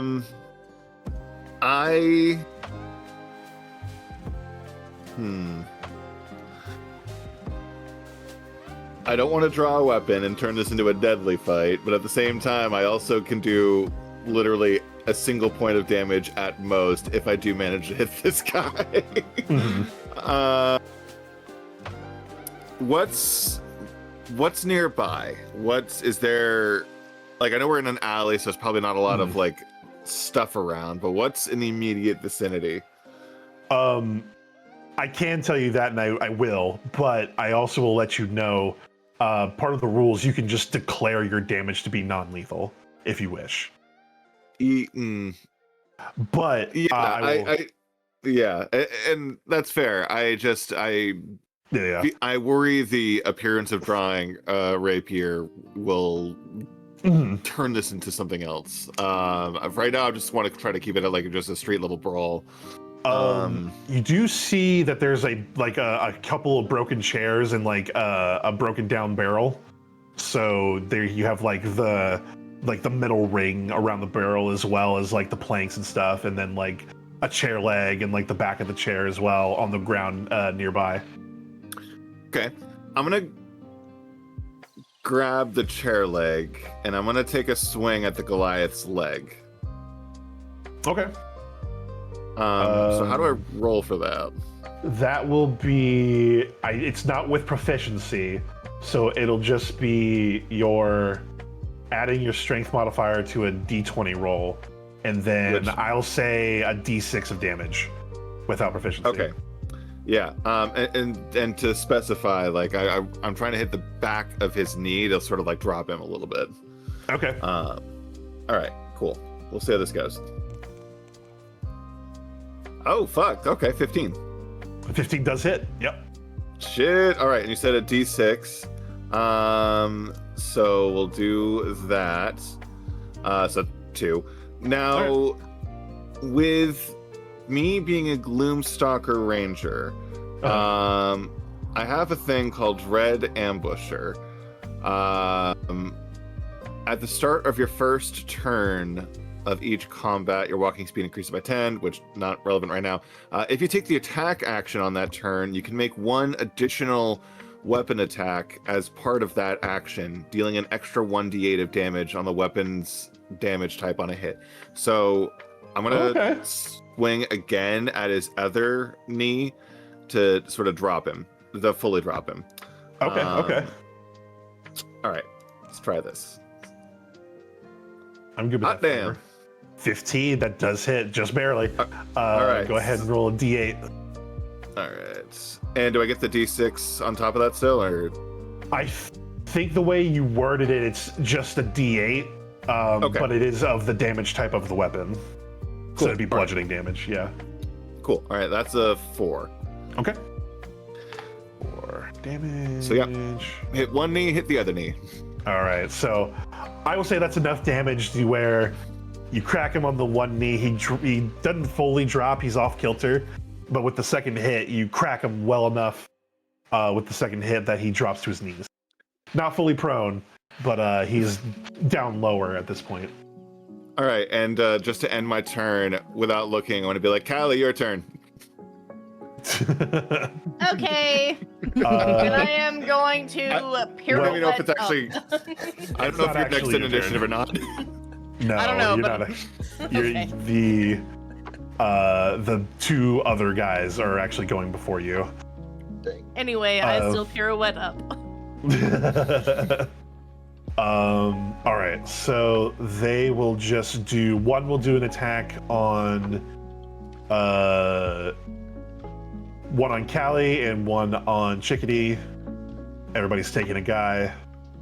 Mm-hmm. So first one against Chickadee, that is a natural 1. Oh. And then an attack against you, Callie. That is a natural 2. Oh, so oh, jeez. Period. Let's fucking go. Come on, Gert, draw some blood. Let's go, please. I'm trying. I just want to do my presto changeo to just send out some little sparks at them. Because they can't get me. They can't get me, bitch. They can't get me. Can't get All her. right. She's the gingerbread lady. Period.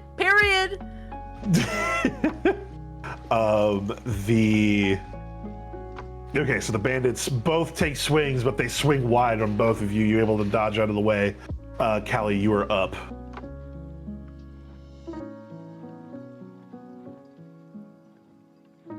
Right,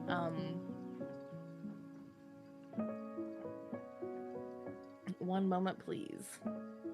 Fuck it up.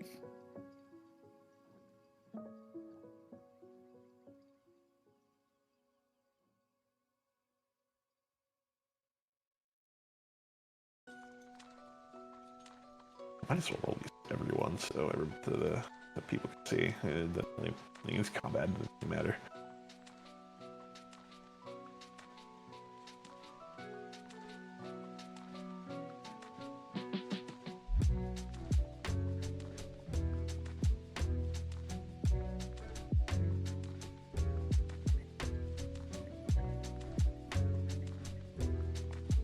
What you got, Callie?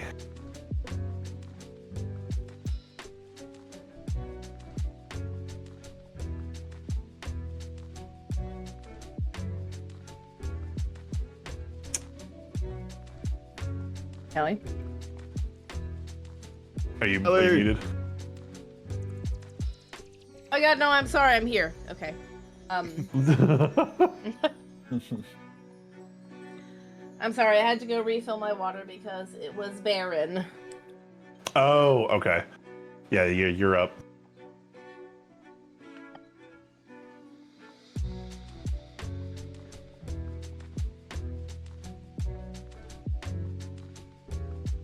Alright, so,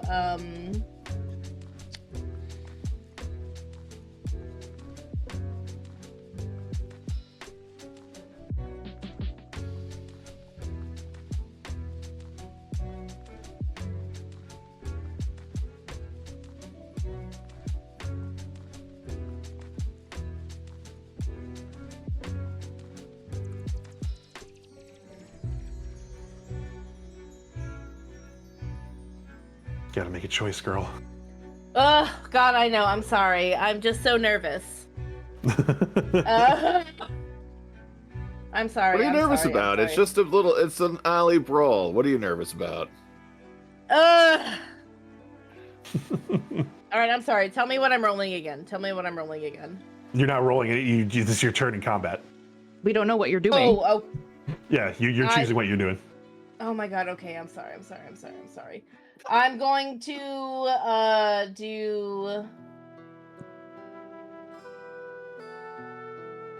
going to cast a firebolt cantrip. Okay.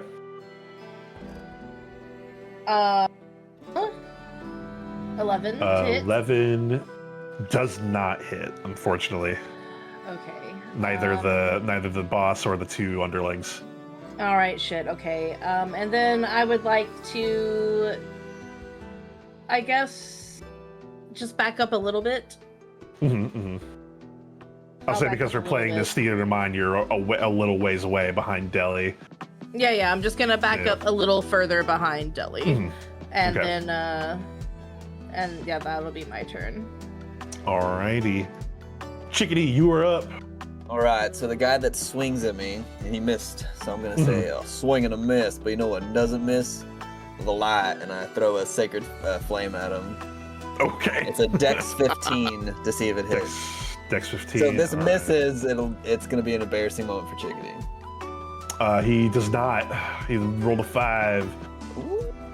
What's the damage there? Only 2. Make sure, Okay. DM, make sure you set your rolls back to yourself. Oh, right, yeah. And it's since it's only 2 damage, it's a very dim light. Try not to draw attention over here. Perfect. All right. Any bonus actions? Let me see. Bonus action. What do I do? I have things. No, I'll just leave it at that. All right.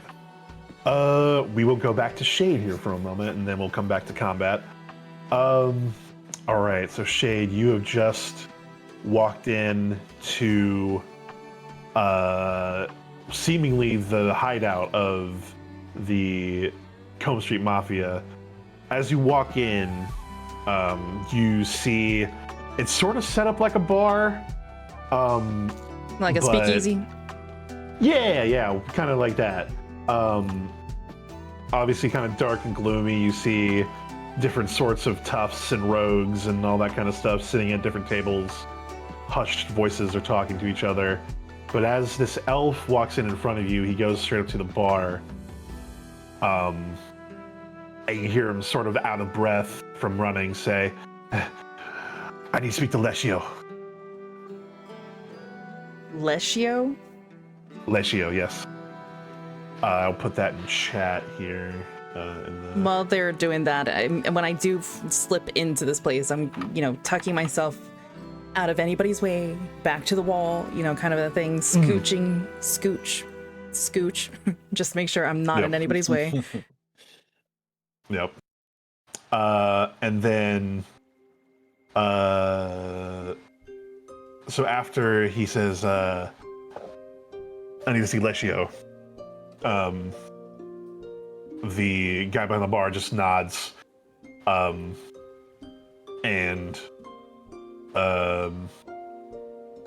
you see him sort of reach under the bar to mess with something. Yeah. You're not quite sure. And from a side room, you see a sort of live-looking tiefling with slicked back gray hair and a sort of salt and pepper beard come out. He's got sort of the classic darker red skin, yellow eyes, and like the horns are sort of like ram's horns. Mm-hmm.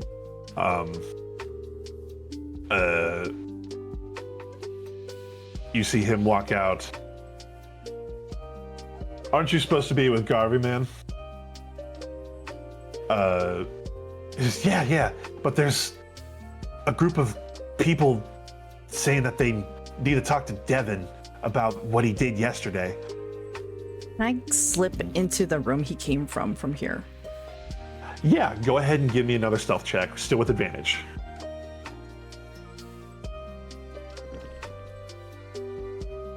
That would be a 16.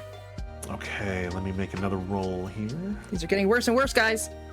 Do better. Do better. It's gonna be fine. Better. It's gonna be fine. Don't worry. It's gonna be fine. Get good, scrub. Ooh, okay. How long does that... How long does that one check last? Which one? Oh, mysterious. Oh, that was. No, wait, that was from last night. Yeah, You I didn't. I actually- didn't cast that on myself. Okay. And if I had, yeah, it would have been long gone by now. Yeah. Okay. Then. How do I want to play this? She would be I trying will- to like her ballerina tiptoe, kind of on her way over there. Hmm. I will say, as you trying to slip your way behind this guy that came out of the room, presumably his name is Licio, he makes a move you didn't expect, and he bumps into you and notices you. You don't come out of invisibility, but he notices, like, he's like, feels something. He's like, what the fuck was that? And then I quickly try to scamper away Okay. without, Give- to not be in arm's reach. Yeah. Go ahead and give me either athletics or acrobatics, your choice. Athletics or acrobatics? No, only a 7. Oh. We'll do one more contested roll here. Yep. Okay. He reaches out to like try and feel for what he felt something, wooden or something solid, just out of nowhere in the middle of the room. Or sort of away from the threshold of the door. So he reaches out to try and like grab where he thinks it is, and he actually ends up making purchase on basically the back of your shirt or whatever you might call it. Like whatever, yeah. So basically the back of your shirt, and he grabs on. And we will pause there for a minute. Oh boy. All right. Going back to the combat. The bandit is going to try and make a trip attack on you, Delian. So this won't do any damage, but it will knock you prone if he hits. Oh boy. Or it'll be a strength check, a strength save. How does that work? Hold on. Trip.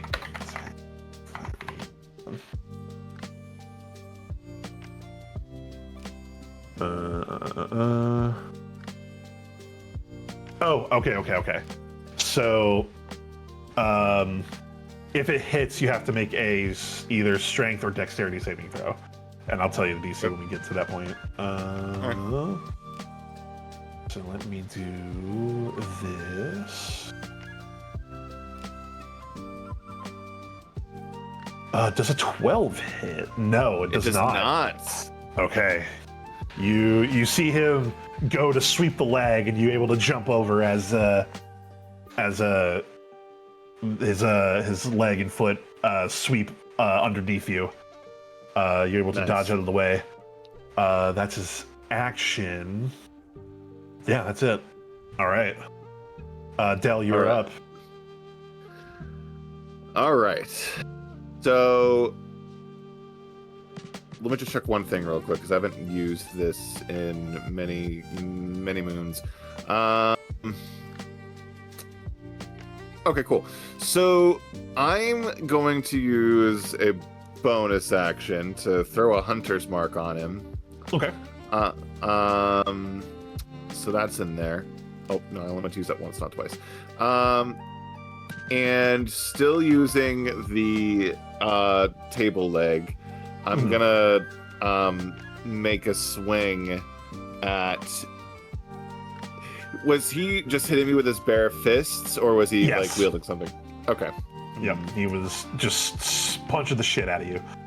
Okay. In that case, then I'm gonna take a swing at whichever hand is his dominant hand. I'm gonna take a swing at that hand's wrist. Okay, I will say, because it's a cold shot at this point, hitting the back of the knee is not that hard. No, not disadvantage, but it is. I will say +3 to the AC. Gotcha. All right. Yeah. No way this could possibly go wrong.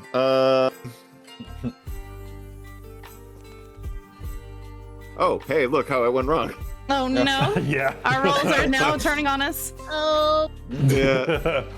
So you go to try and strike his wrist, and he's able to put up his basically his fists up in front of his face, as if you were going to go for his face, and it just hits his forearm and your chair leg. I will say, no. Let me roll. We'll do a luck check here. You want higher than a 10 for this, and we'll do this in front of the, as I say, in front of the board. But we're gonna see if your chair leg breaks. Oh. No, you're good. 30. Okay. And then just to end my turn, I'm gonna turn back to Callie and be like, quit dicking around with the fire bolts and fucking help me. Okay, sorry. All right. Firstly, though, we got the bandits. Both are going to take swings at their assigned person. We will do Chick first again. Bring it out. Oh, that's the wrong person. Hold on. Oh. I meant to do, because that's definitely not that much to hit. 10 does not hit Chick. Damn it. Not. No, and then Callie, you're getting lucky. 8 plus 3 to hit is only 11, so And their swings are still running wild as they're going to try and lay you guys out, but you guys are able to just back up enough to barely dodge out of the way. Thank you, dice gods. The dice gods are smiling on you right now. Yeah, they are. Callie, you are up. Great. I am going to try to. I'm gonna do a magic missile. At 2nd level. Okay. And it just hits, so the damage is this times at 2nd level it's times what? So you roll on the number of d4s per missile, so it'll be 4. All right, so 4 first level's 3. d4. All right, so I'll just do 4 d4. Yeah, that's fine. There we go. All right. Total of 8 damage. Yes. Yeah. All right. Was this against your bandit, or was this against the one in front of Del? This one's the one in front of Del.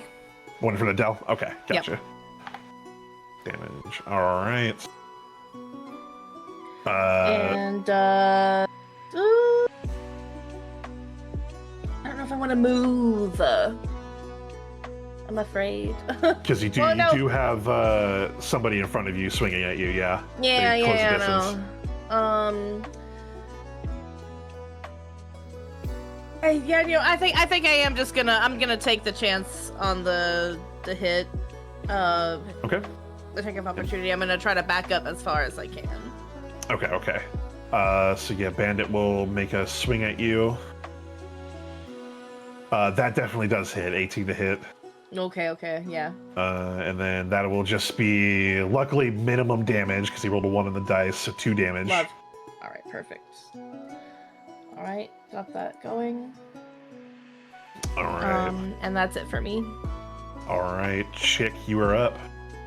Are these guys lined up in a way where I could do my daring dash to get between Callie and...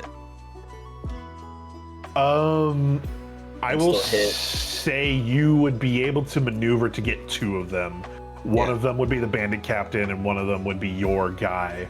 But the other ones run up to Callie, basically. Okay. So they're kind of in a triangle formation at this point, so not really. But you could get 2 of them if you like maneuvered around your guy.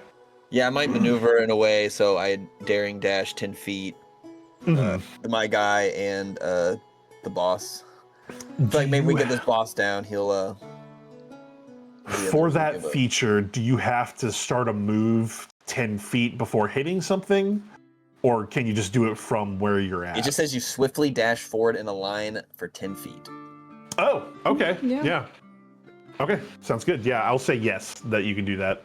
And then it's a dexterity Dex for the save? hit. Yeah. All right, for both of them. Okay. Yep. All right. Dex save on the first one is a 7, so that's your guy. And then dex save for this guy. He rolled a natural 20 for 25. Oof. Gotcha. So the one takes 1d8 plus my spellcasting modifier, Whew. which is 5. The other guy, I don't think the other guy takes anything Okay. because it doesn't say anything on a failed save. It just or a successful. Yeah. It just says on a failed. So 2 plus 5, so 7 damage on All right. my guy. Yep. And is he knocked prone? Or is he just pushed? He's pushed 5 feet away and falls prone on a failed And falls save. prone? Okay, good to know. All right. And then you kind of, so you push him in the direction and then you just sort of bounce off the bandit captain. That's the stat block I'm using. You bounce off the boss. And you're sort of now in his space. You do see that the boss is fairly well bloodied at this point. Sure. Gotcha. Um, Am I within striking distance of him? yes, you are, because I forgot that's just a bonus action. Yeah, for some reason it's just I a remember bonus that. action. I forgot that you're.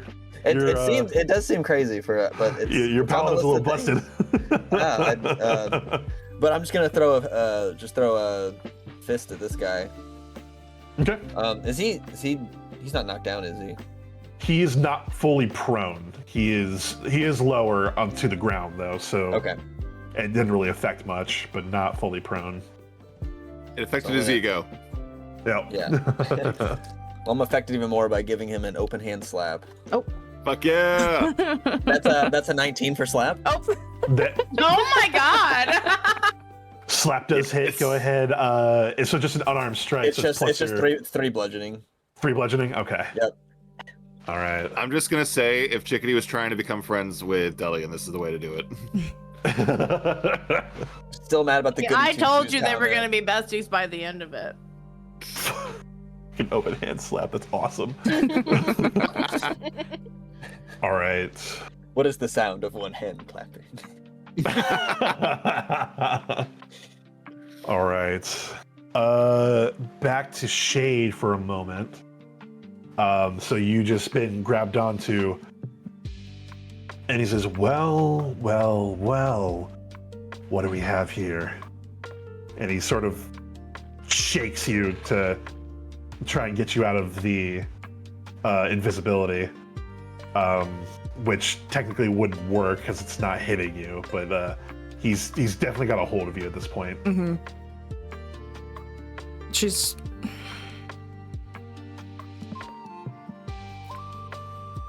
How many people are in the room? So you have Lacio, the elf, the barkeep, and I'll say about another 5 just random rogues and tough guys in here. Okay. Is it this one or is it...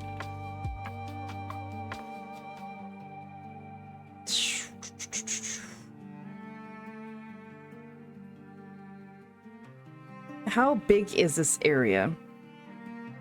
Fairly spacious. I'd say it's about 40 feet across and 50 feet long. Okay, gotcha. Oh,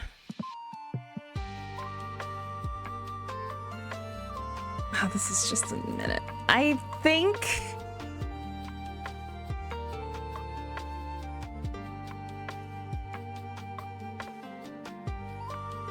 Yeah, I think for this moment she would remain quiet. She's not gonna say anything. She's just gonna wait and see what he does. Okay. He is going to... He's going to begin to sort of... He's going to put his other hand on the back of your shirt, essentially. And... Alright, if you're going to just be quiet, and he's going to start to drag you into the room. Okay. Alright, no fighting it, you're just going with him? Yeah. Okay. She knows she doesn't have the strength to. Gotcha. Alright. Okay, I think that'll be it for you for right now. We'll go back to the combat. Okay. Boss Man, is going to now just fully stand up. And now he's going to, from a hilt on his back, he is going to pull out a scimitar. And he's just like, all right, I'm done fucking around. And he's going to... big baby can't fight without his big fucking sword. Oh, what a little bitch. You are lucky he's not a barbarian. But yeah, he's going to move up to you and take a couple of swings, Del. All right, bring it. Oh my god, bro. Natural 1 for the first one. Oh, fuck yeah! Let's fucking go! I know that's right, bitch. And then 21 for the second one. So that this one. Okay, yeah, isn't second it. one definitely hits. A rip. All right. That is going to be 7 damage this time. Okay. Oh, so his sword's only a little bit more deadly than his fist. Wow, it sounds like he doesn't know how to fucking fight. as you go down to your current injury. Delian has no sense of self-preservation right here. He's like, fuck this guy. Clearly. Love it. All right. That's his turn. Del, you're up. It's like, well, let it just be known you drew a sword first. And I'm gonna Oh, yes. I'm gonna pull out my rapier and I'm going to take a stab. Okay. Just above the, like on the probably on his thigh. I wanna bring him back down again to my level. All right. So yeah, let's do that. And are you fucking kidding me? Well, Are you fucking kidding me? Well, Motherfuck. Okay. Well, that's unfortunate. Yeah, there's not a whole hell of a lot else I can do. Bonus action, yeah, I already did Hunter's Mark. 2 weapon fighting. What the hell's that? Oh, you have. So I think everyone technically has 2 weapon fighting. You can technically take a bonus action to do a weapon attack. It would be without proficiency and no bonus to the damage, so it'd be just a straight die roll. Oh, okay. Well, Cool. shit. I'll do that. So yeah, so I just roll just a Yeah, basically just a straight d20. No, there's no Straight proficiency. It's plus your dex still. okay. So that's a 10 plus my dex of 3, so that's 13. 13 does not hit. What the fuck? Okay. Well, shit. That was a fun idea for a second there. And with that, Dell is going to still stay. He's not going to leave the big guy's range. Doesn't want to trigger an opportunity attack. However, he is going to sort of strafe to the side, so that way both of their backs are against either side of the alley. Okay. And there's potentially, he's thinking like if Shade needs to escape, there's now a route potentially for her to slip through. Okay. So yeah, so that's where he's at. I will say, with that move, you are now flanking with Chickadee on this guy. Cool. So if Chick wants to make an attack against him, he will have advantage. Nice. You're welcome, buddy. And the last thing he'll do is just say to Callie, be like, "Hey, heal, please." Look, he's not looking like super worried, but Callie can tell that he is super worried. Oh god. Oh, Nobody else can like see that on him, but she can see that on him. Oh my god. Okay. All right. And he's not paying attention at all to what Callie's got going on. He has no idea what's happening with her right now. So Right. in his mind, she's just like hanging out back watching. I will say I'll say you're far enough away that Bandit A is going to spend his turn standing up and moving to you, but he can't do anything else. Chick. Bandit B is going to take a swing at Callie. Okay. Which on a 19 will hit. Yep. oh man. And that is 5 damage. Right.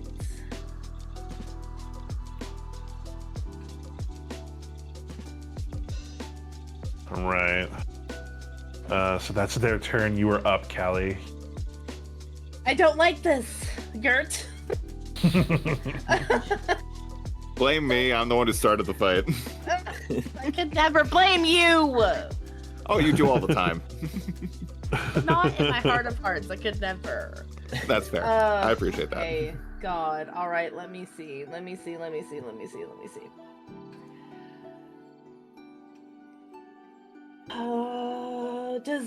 Can I still magic missile in a bitch's face? I think so. I don't. Because it just it's hits. not like it's Yeah. it just hits, right? Okay. Yeah, I okay. think so. Okay. So the hair that's in my face, I'm going to first level magic missile them. All right. And 3d4. 3, 2, and then what was it? 3, 3, 2. 3, 3, 3, 2. Okay. Okay. thank you, 6, favor. 3, 8. Another 8. Perfect. Yeah. All right. The one that's in Damage. my face. Yeah. Let me read Magic Missile. I'm wondering if there's bonuses to that. Hold on. I don't know. Is there +1? So for each missile, so that guy would have taken another 4 damage, and Hell this one takes yeah. another 3. Hell yeah. Yes. Okay. Let's All right. go. So you, right in his face, and he definitely stumbles for a moment. very hurt now with that spell. Anything else for you for this turn? Ooh, I don't think I have any bonus actions, but let me make sure. Yeah, no, I don't have anything. That's it for me. All right. Chick, you're up. Just a reminder, you are flanking big guy.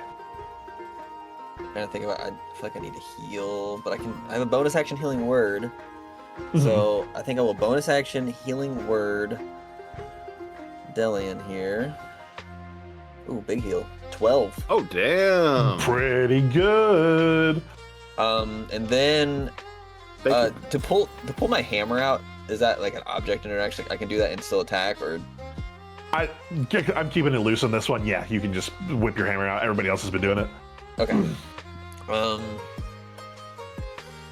gonna roll to hit this guy with the hammer. Oh, good thing I had advantage. One of them was an @1, but it's only a 14 to hit.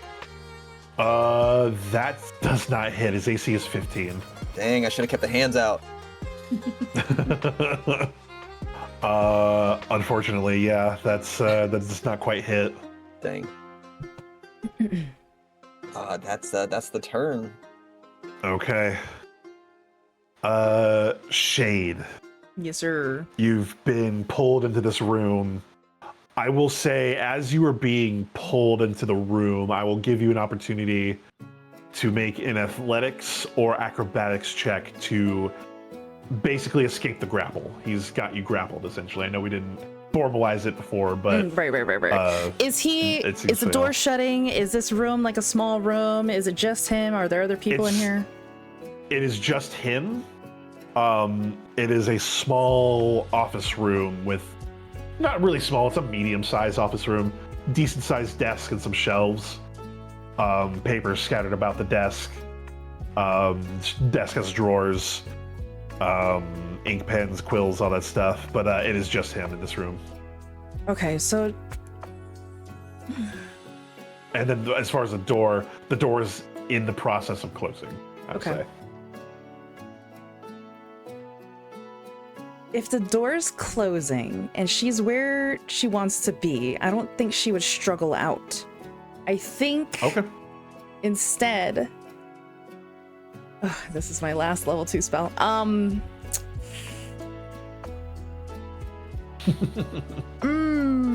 Because it is a save, he would have to make an intelligence save, but he might be intelligent enough to save. So, do I cast this? Because he seems, and it's only, since you're technically out of combat, I will give you a chance to insight him to get a vibe on his... Yeah, assuming he's the leader of a group, assuming, this is an assumption, assuming he's a leader of a group, I'm assuming he's got intelligence. He must know how to run things, so I'm assuming he's rather intelligent. But if I may, then yes. Yeah. Okay, insight, an 11. 11. Because it's so early in the interaction, I will say that's not quite high enough to really get much of anything. Mostly, yeah.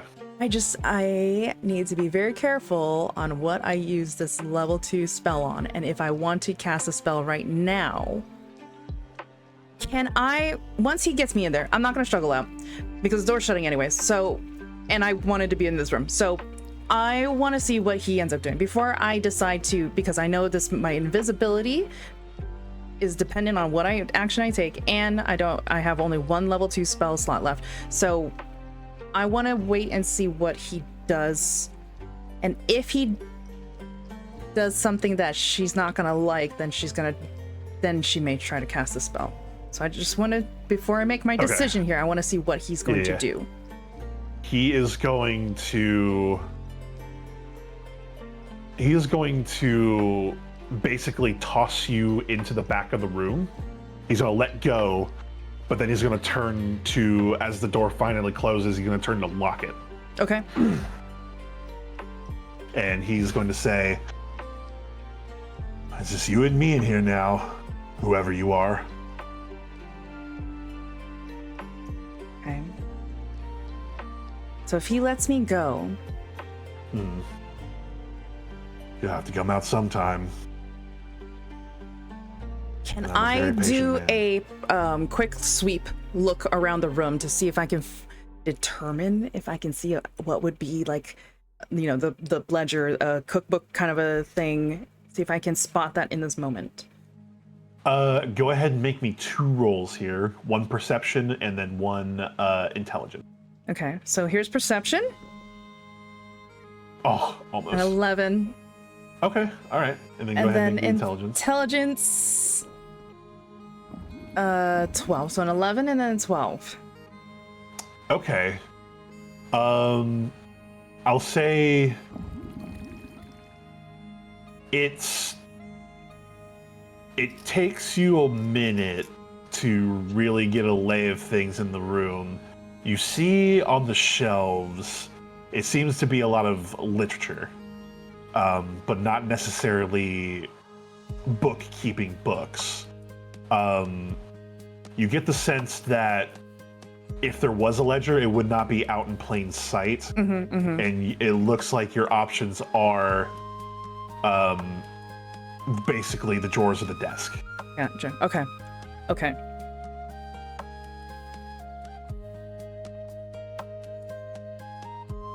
From here. Okay. So now I've kind of determined what I need to do. He's let me go, so I'm not in physical harm in the moment. Still invisible. Ooh, I really... Okay, my for everybody else, if I cast a spell, it would cast... It's not from my mask, it's from something else. It's from my harrowing ballad spell. And it would cast charm for 1 minute. The intelligence save is 14. It's not low, but it's not... It's very... It's ooh, that's risky. It's like risky. doubling down on a 16. Yeah, it's... And so... I don't know, I feel like the guy has at least some intelligence, so he wouldn't have to roll super high to beat it. But there's a chance. 14 is not low. It's decent intelligence save. Yep. As soon as I cast this, I'm no longer invisible. Yep. But if it succeeds, he'd be charmed. So you doing it? He's waiting out he knows that he's waiting out my invisibility, which I am also against the timer there. I know I have a little bit of time, but No. And he's just like prowling essentially in the room. He's actually not moving. He's Okay. just standing in front of the door with his arms crossed, and he's just gonna wait. Okay. If that is the case, can I go over to the desk? I'm not going to touch anything, but I can see on the desk. Can I take a look on the desk and see if there's anything of important that any of the names that I've heard these guys talk about, anything like that, or anything that like a document of like deal of some sort, maybe? You see some personal letters. You like one of them is sort of a almost like a love letter to a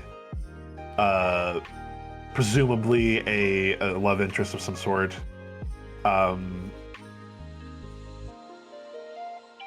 Okay.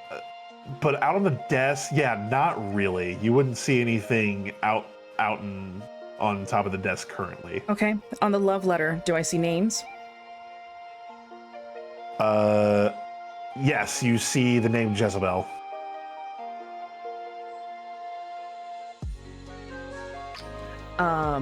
Okay. And does it look like does it have his name? Does it look like it's from him to her or vice versa? Yes, he is writing it to Jezebel. Okay, gotcha. Latio, yeah. Okay. Dearest Latio. Okay.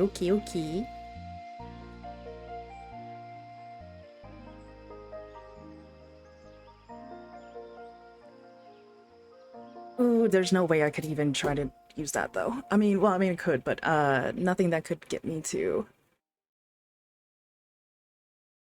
What is my deception? My deception is +8. I mean,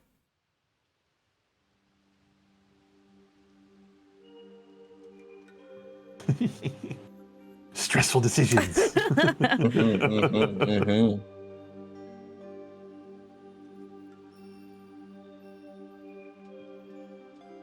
oh yikes. Okay, I could try to lie my way out of this No. using that, or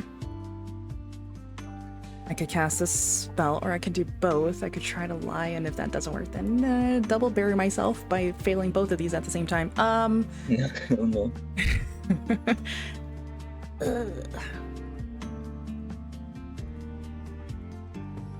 Wait, but there's also this.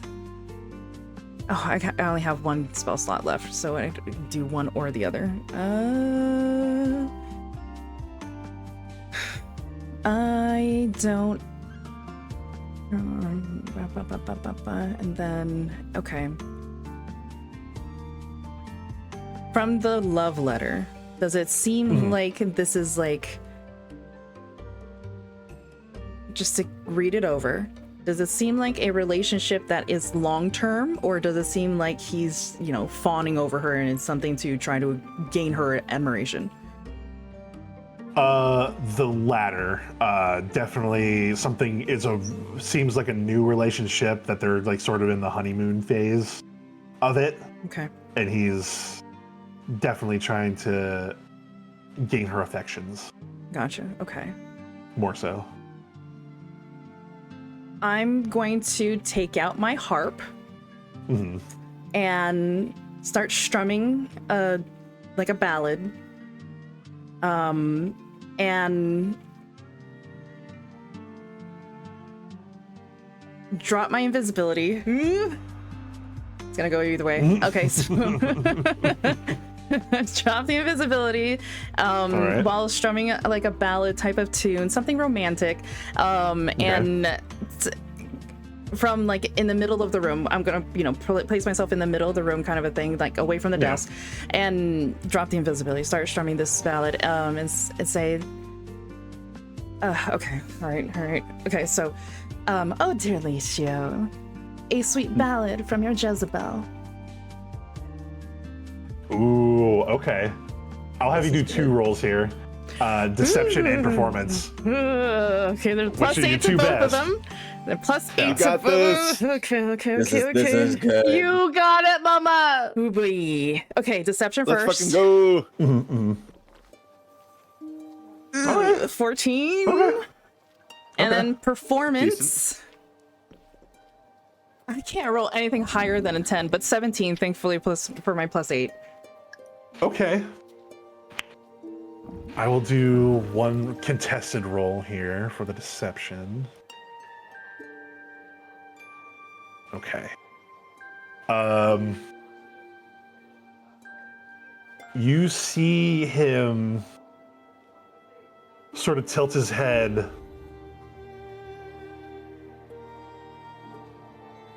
Well, isn't this lovely?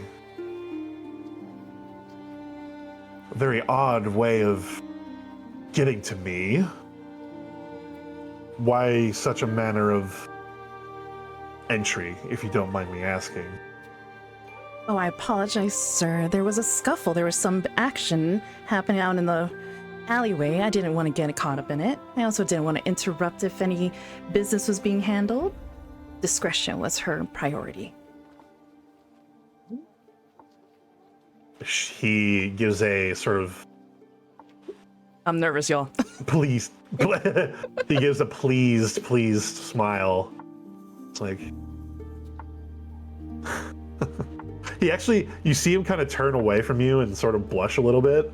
Like the red turns just a little bit redder. Kind of puts his hand over his mouth. Wow. The letters have been working then. And we're gonna pause there. We're gonna finish up the combat Yikes. really quick because we're getting close to the end here. I'm gonna try and speed through this, so I might not be as detailed. in everything, but we're gonna. Oh my god, we're gonna immersion get to ruined. Oh, you're good. You're good. So Your ass beat so fast. Pulls out a we're- gun and shoots you in the face. Oh God! Oh, the Uh, I mean, I've been playing Resident Evil 2 second run, so Oh. There we go.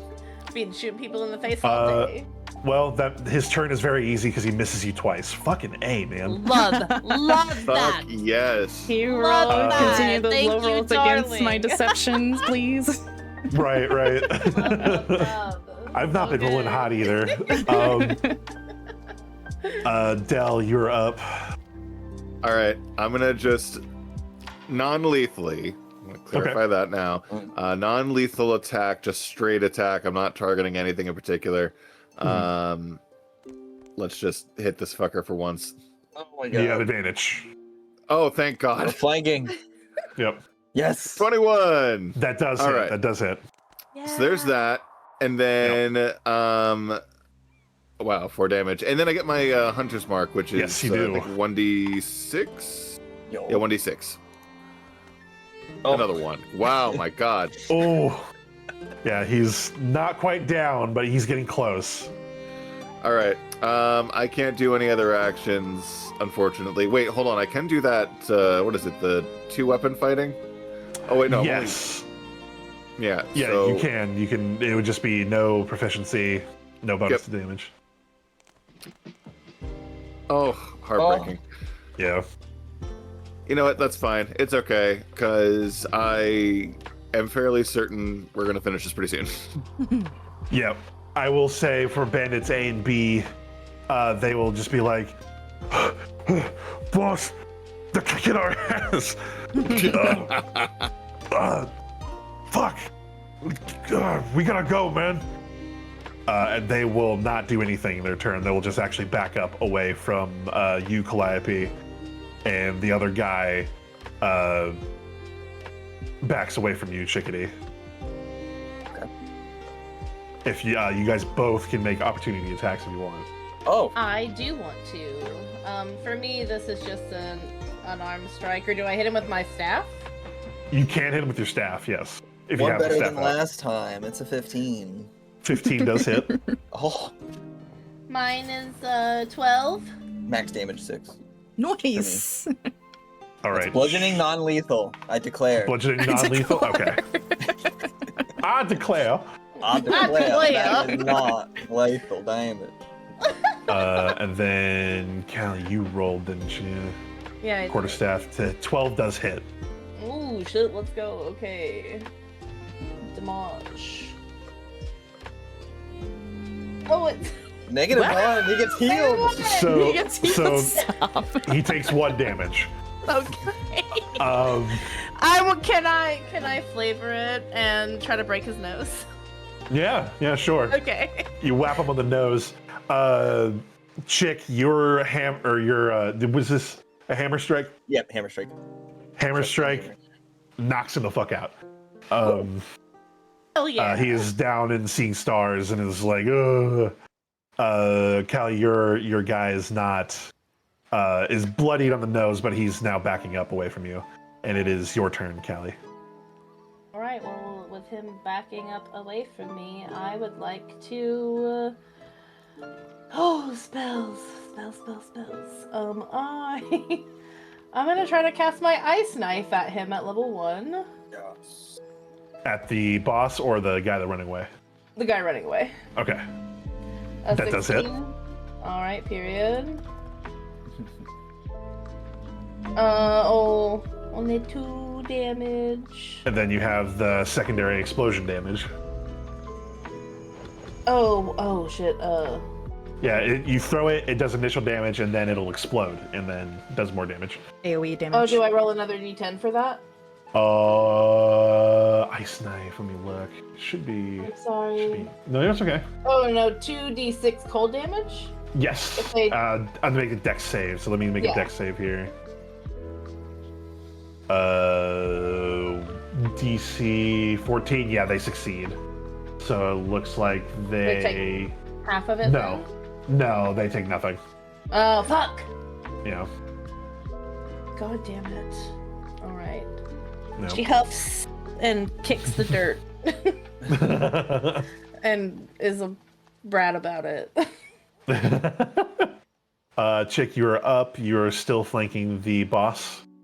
All right, let's do this. Knockout hammer strike. Oh, Oh, 21 to hit. That does hit. Come on now, big money, big money, big money. Oh, it's a Oh. 1, so it's only 3. Yeah. I'm good at hitting this guy for 3 damage. Real good at it. Right on the edge, guys. Oh, can I also do that thing where I do a... Yes. So Alright. for you, it would just be your strength modifier to the D20 roll, Okay. and then it just a straight whatever D8 And or then whatever it is. I'm using the back of my hand this time. Yep. Oh, it was almost an 18. Yeah. No, that didn't hit. Okay. That's okay. All right.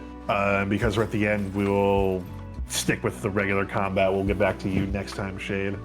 You got it. Bandit Captain is going to take 2 swings at you, Del. Hopefully he doesn't miss this time. Or maybe I hope. mean, You know I what I was mean. gonna say, I hope he does miss. 2 18s. He does hit both times. Motherfucker. Ding, ding. That is 6 and 6. So that's 12 damage. All right. Well, you know what? That's okay. I just healed. Yeah, it worked out great. And You're tougher than you look, man. So, hearing him say that, be like, you could still give up if you want. And I'm gonna say that as I spit out some blood.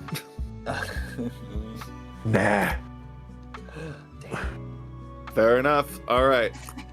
Still doing non-lethal, attacking with the rapier, and I believe I get advantage because the flanking thing Yep. still. Yes. Yep. Come on. Cool, good, because that first one was really shitty. 16, there we go. Does hit. Does hit.